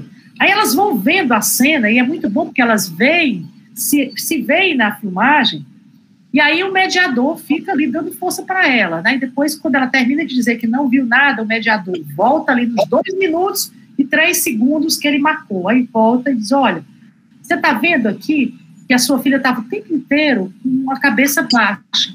Olha aqui, na hora que ela levantou, ela para a cena. Você parou e olhou para o olhar dela, para os olhos dela, e vocês sorriram. Aí começa a falar da importância do olhar, começa a falar a importância do sorrir, de dizer para ela, nossa, mamãe está feliz. Então, nessa mediação, você acaba reforçando e dando dicas para ela, não é ensinando, é dando dicas para ela. Gente, quando vocês veem, a partir da 3ª visita que você vai, a mãe já chega lá, já ajeitou o cabelo, a mãe começa a colocar um batonzinho, ela já vem mais arrumada, ela toma banho, né, porque a filmagem depois a gente fica mandando para ela ficar, ela mostra para o pai, ela mostra para a família, e agora essa mesma intervenção a gente vai fazer com homens, lá no IPRED. Nós vamos fazer, inclusive, vai ser dia de sábado, algumas vezes de domingo, porque muitos homens trabalham, e aí o recurso que eu estou conseguindo, a gente vai ter dinheiro para pagar o mototáxi para ele ir e voltar, para ele não dizer, para a gente testar e ver o que é que vai mudar na relação desses homens, porque aí o que a gente pretende depois é treinar equipes para poder fazer esse trabalho nas unidades de saúde, né? Passo o próximo. Eu acho, Nicolas, que eu vou terminar aí o slide agora, é que, né, precisamos de uma vila, precisamos de muita gente juntos para poder criar uma criança, não é só um pai e uma mãe, nós também somos profissionais da saúde, precisamos estar muito preparados para isso. Eu queria só focar aqui, você pode tirar aí, já respondi aqui uma pergunta que me chamou a atenção, a questão de dormir com o bebê, pode, tendo cuidado, né? Pega o posicionamento do bebê ao seio, né? Essa história da boquinha, a gente foca muito que o bebê tem que estar com a linguinha pegando a areola, o lábiozinho inferior tem que estar baixo. E eu aprendi que regras, às vezes, elas têm algumas questões que nem todo mundo segue a mesma regra. Nem todo bebê nasce com um lábiozinho gordinho, não. Tem uns que nascem, mas só tem um risquinho. Como é que eu vou querer que o lábio do menino fique dobrado? O importante, gente, para você prevenir a fissura mamilar e facilitar a pega, primeiro, quando o bebê nascer, sempre olhar, vocês fazem um teste assim, baixa a cabecinha do bebê e a língua vai desgrudar, porque a nossa língua sempre está encostada com o palato. Quando você faz isso, a língua desgruda e dá para você ver se embaixo o frênulozinho é curto. Se o frênulo é apertado, aquilo dificulta em alguns bebês. E muita gente não observa. Olhar, fazer o exame físico do bebê na hora que nasce é importantíssimo, para ver, inclusive, se o palato do bebê não tem alguma abertura. Às vezes o bebê está mamando e começa a sair leite pelo nariz. Às vezes é só o que a gente chama de goela de lobo.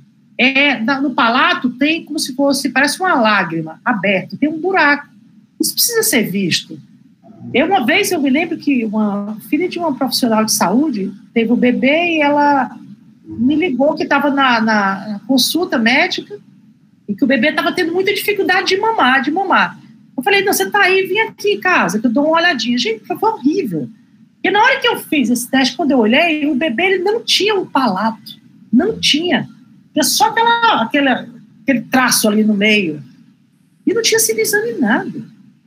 E o bebê não conseguia mamar, ele não tinha a fenda labial, aquela clássica, que não dava para perceber. Mas só que o menino, toda vez que mamava, saía no leite todo pelo nariz, porque o menino não tinha. E era filho de um fonoaudiólogo. Vocês tiram, né? Às vezes a gente não pode, na hora que a gente tem filho, a gente tem que esconder nosso diploma, porque passa por todo mundo. Teve um pediatra que examinou, teve a própria fono, que é mãe, e não percebeu isso, né? Então, são esses cuidados que a gente tem que ter. Então, o frênulozinho curto é importante, porque se for só aquele fininho, parece uma películazinha, não tem problema. E tem bebês que conseguem mamar bem, mesmo com o frênulo curto. O que pode acontecer com mais frequência é a fissura mamilar, porque ele força mais a língua, porque o movimento não é o lábio, é a língua quem faz a puxada. E o que eu oriento a vocês? Você tem aqui a mama, né? Aqui, vamos fazer de conta que isso aqui, eu tenho a areola. Toda vida, antes de amamentar, você tem que fazer isso aqui, 1, 2, 20 a 30 vezes. A mãe mesmo pega o dedão, coloca na parte superior da areola, o dedo que aponta fica embaixo, o mamilo está aqui. Vou fazer conta que eu estou sem o meu mamilo, eu tenho um mamilo, uma mama de pano, que é muito bom a gente ter. Então faz de conta que aqui é o mamilo. Eu pego para amolecer a região onde o bebê vai pegar, toda a vida antes do neném, ir para o peito, oriente a mãe a fazer isso suavemente, 20 a 30 vezes. Porque a língua vai pegar isso, o céu da boca, o palato vai pegar isso. Então, se tiver molinho essa parte, o bebê não vai dar aquela mordida, aquela... Ai, a mãe se encolhe todinho. Então, sempre orientei isso, e na hora que ela faz isso aqui, o colostro vai sair, ela passa no bico e na areola, porque ajuda a cicatrizar. Dentro do leite materno tem gordura e tem substâncias que protegem a fissura mamilar. Mães adolescentes podem amamentar, às vezes cuidam melhor até do que mães que têm 3, 4 filhos. Tem mães adolescentes, você precisa dar mais suporte, principalmente dar suporte à mãe dela, porque a mãe sempre fica, a bichinha é tão novinha, ai meu Deus, ela não sabe cuidar da neném, sabe? É só ajudá-la a cuidar, elas cuidam bem direitinho. Eu tenho várias pacientes que tanto são adolescentes como também têm gemelares. Convencer as mães. A gente convence através da nossa abordagem, da nossa forma, como você se disponibiliza. Você hoje tem um WhatsApp que todo mundo, mesmo quem mora em periferia, tem o acesso à internet, você mandar uma mensagem, você mandar um videozinho curto, você mandar uma mensagem positiva para ela. Você já beijou seu filho hoje? Isso é importante para a criança, né? Deixa eu ver aqui. Mães que não podem amamentar, respeitem. Tem várias que não querem amamentar. Você tenta, mas nunca imponha. Depois que você gera essa empatia, você consegue muito mais que essa mãe continue a amamentar. Uma mãe que está com o mamilo ferido, está sangrando, dizer amamente, é assim mesmo, ser mãe é para descer no paraíso. Eu digo, não, ser mãe é para descer no paraíso, né? Porque essa história de você amamentar gritando, o sangue escorrer na boca, isso não é para ser feito. Ninguém calça um sapato com um calo no pé. Dói. É a mesma coisa. Se está muito fissurado, vamos orientar essa mãe a retirar o leite com a mão, guardar o leite dela na geladeira e ficar oferecendo na colherinha ou no conta-gota, 2 dias enquanto cicatriza, enquanto cria o calo no bico do peito. Mas forçar essa mãe é péssimo, né? Quando a mãe está com o peito muito duro, está doído demais, oriente a mãe a fazer, se está nos primeiros dias, compressa de gelo. O gelo ajuda muito a aliviar a dor, para ela fazer massagem. E a massagem é sempre do bico para cima, não é assim puxando o peito, não. Eu começo aqui massageando em movimento circular, 3 dedos, bem profundo e devagar.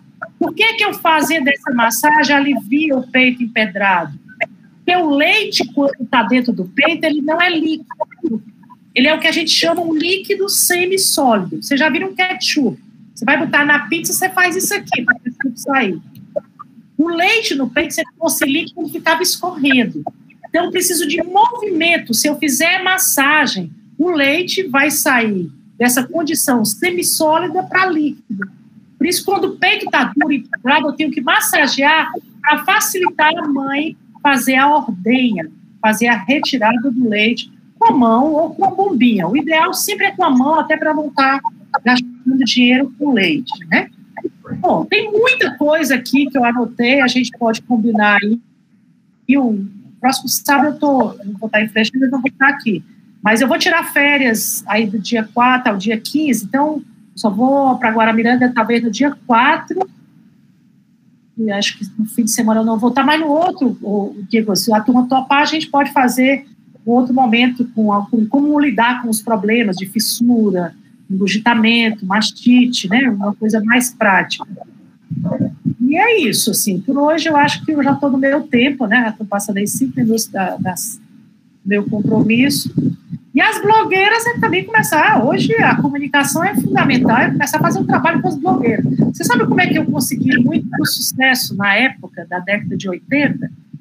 Eu atendia as mulheres dos políticos, do governador, do prefeito, olha, era show. Por exemplo, em 85, foi 86, o senador Tasso Gereissati teve um filho, que é o André, que hoje já deve estar com uns 26, 27 anos por aí.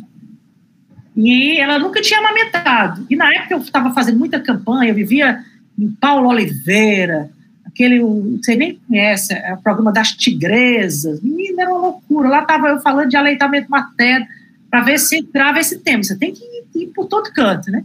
E aí me chamaram para atender o filho dele, eu fui umas 5 vezes, e ela conseguiu aumentar exclusivamente o menino 4 meses. Depois de 4, ela precisou fazer uma viagem, foi desmamando aos poucos. A partir daí foi ótimo. A gente começou a chamar para as inaugurações dos bancos de leite, começamos a falar da importância dela falar quando estivesse em público sobre a amamentação. A Patrícia Saboia foi a mesma coisa, quando foi senadora, ela nos procurou formar um trabalho para licença maternidade, surgiu disso. Por que a gente, hoje eu tenho a mulher do governador, a gente vive, Carol também foi minha cliente, então isso ajuda, né, você procurar as pessoas chaves para que elas sejam disseminadoras, porque querendo ou não, você põe uma influência dessa, ou ela vai influenciar por uma coisa negativa ou positiva. Por isso, na época, quando a Xuxa teve o menino dela, a Fátima Bernardes, eu me lembro que eu mandei na época uma mensagem, não tinha nem celular, eu mandei uma mensagem para eles por e-mail, acho que ainda tenho hoje guardado. E eles começaram a tirar dúvidas. Eu aqui em Fortaleza, ela tinha tido trigêmeos, a Fátima Bernardes, e a gente orientando como é que ela poderia procurar, guardar o leite e tal. Isso tem influência, porque aí o pai, o Bonner, na época, começou a falar muito de amamentação, né, porque ele era editor-chefe da... Então, essas coisas também são dicas que a gente tem que aprender, né, a trabalhar mais essa comunicação. É isso, gente. 5 minutinhos aí para vocês falarem o que é que vocês acharam. Né? Eu queria primeiro agradecer, professora, o momento. A gente estava até, em vários momentos a gente ficou até emocionado, eu acho, eu pelo menos, porque acho que a maior mensagem que fica, na verdade, é o colo, né? É a importância de estar no colo, de dar o carinho, de que eu acho que esse é o começo de tudo. Eu lembro de uma aula que a minha turma teve lá na unidade do bebê canguru, da maternidade escola, e eu nunca me esqueci de uma coisa que uma mãe lá disse. Ela estava com o bebê dela, estava fazendo um retorno, né? O bebê dela nasceu bem prematuro e ela foi para a unidade do bebê canguru, ficou lá um tempo e ele estava agora só sendo acompanhado. E aí ela disse para a gente que lá na unidade ela tinha aprendido a ser mãe e o filho dela tinha aprendido a ser filho. E eu nunca esqueci daquilo, porque às vezes a gente tem uma concepção muito errônea de que o bebê nasce e aí a mãe já sabe ser mãe e o bebê já sabe ser filho, como se fosse só instintivamente ele já vai saber mamar, já vai saber... E não existe isso, né? A gente aprende, é tudo um processo de aprendizagem. E eu acho que é esse o nosso papel, assim, de ser um catalisador, talvez, desse processo, um facilitador desse processo de aprendizagem. Acho que essa é a maior mensagem, assim, que fica para mim. E eu quero, de novo, sim, a gente vai marcar, vou falar com a senhora depois para a gente ter outros momentos.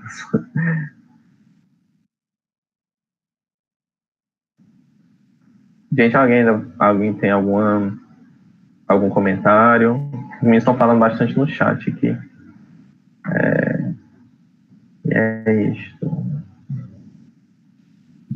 Perfeito, né? Assim, eu agradeço também, porque para mim sempre é uma oportunidade e eu fico tão feliz de falar de amamentação, falar aquilo que foi possível aprender, e aí eu agradeço muito à universidade pública, né? Eu sempre fiz, toda a minha trajetória foi na universidade pública, sempre lutei por políticas públicas, e eu acho que aquilo que a gente aprende, a gente tem que repassar. E eu gosto muito de falar com jovens, né? Porque a gente diz assim, falando de aleitamento materno, chega teu rosto brilha, né? Porque é bom a gente fazer e falar o que gosta, né? O que a gente acredita. E eu acredito muito. Vocês não podem ter ideia de quando eu era criança, eu sou de Senador Pompeu, e o quanto que eu vi em toda a minha trajetória profissional de crianças morrerem de fome, a pior morte que tem. A pior morte que tem, você vê uma pessoa ali procurando comida, né, procurando energia para abrir a boca e comer. E eu vi muito isso, né? Eu vi muita criança morrer aqui no Ceará e a gente lutou muito. Os que vocês já pegaram, já teve muito caminho percorrido, valorizem, não deixem fracassar, não se empenhem só na busca de tecnologias, né, de coisas muito técnicas.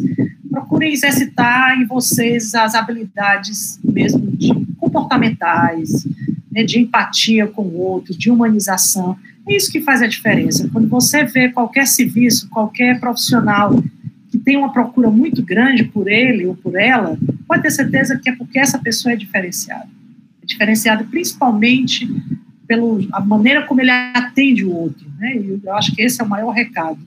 Eu, do mesmo jeito, do banco de leite, inclusive muita gente ia no banco de leite, nós treinamos toda a equipe para todo mundo atender de uma maneira muito humana. E tinha pessoas de classe altíssima que ia lá, quando terminava, primeiro que se eu estivesse atendendo qualquer outra pessoa, olha, aguarde só um minutinho, a gente botava uma boa música ali na recepção e tal. Quando terminava, da mesma forma que eu atendia a mulher do governador, eu atendia aquela mulher que vinha, às vezes, no carro da polícia, porque estava no asfalto, chorando com o peito engurgitado, não tinha transporte para poder, não tinha dinheiro para poder pegar um transporte, e a Honda passava, pegava e levava lá no banco de leite para a gente cuidar daquela mulher. Então, você não pode fazer essa diferença, né? Todo mundo é ser humano. E a gente aprende muito com elas, né? Essa coisa dos mitos, dos tabus, né? A gente ri com elas.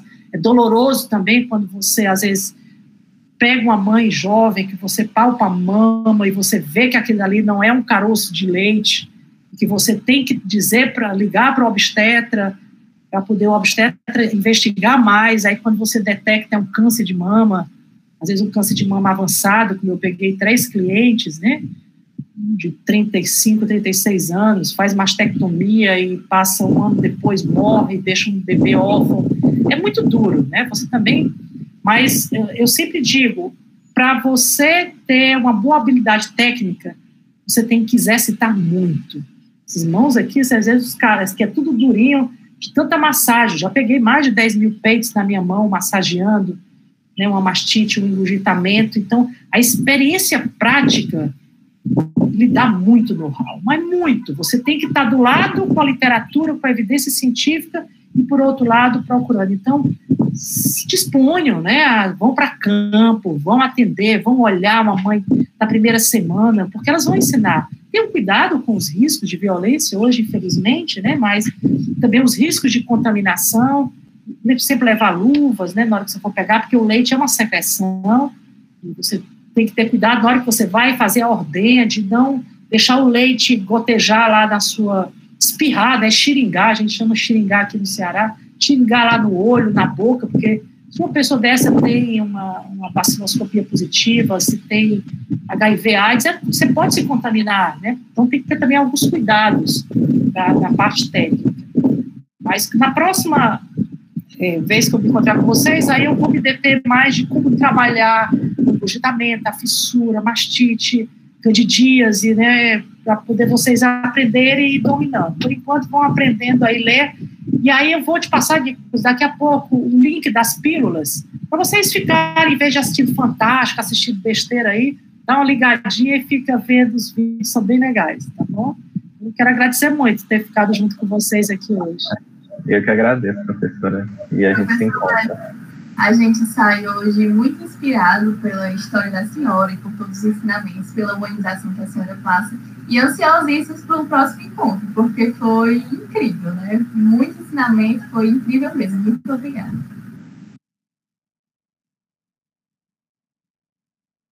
Então pronto, deixa eu ir cuidar da minha vida. Vou tomar minha cervejinha daqui a pouco e comer minha feijoada. Faça um beijo, divirta-se.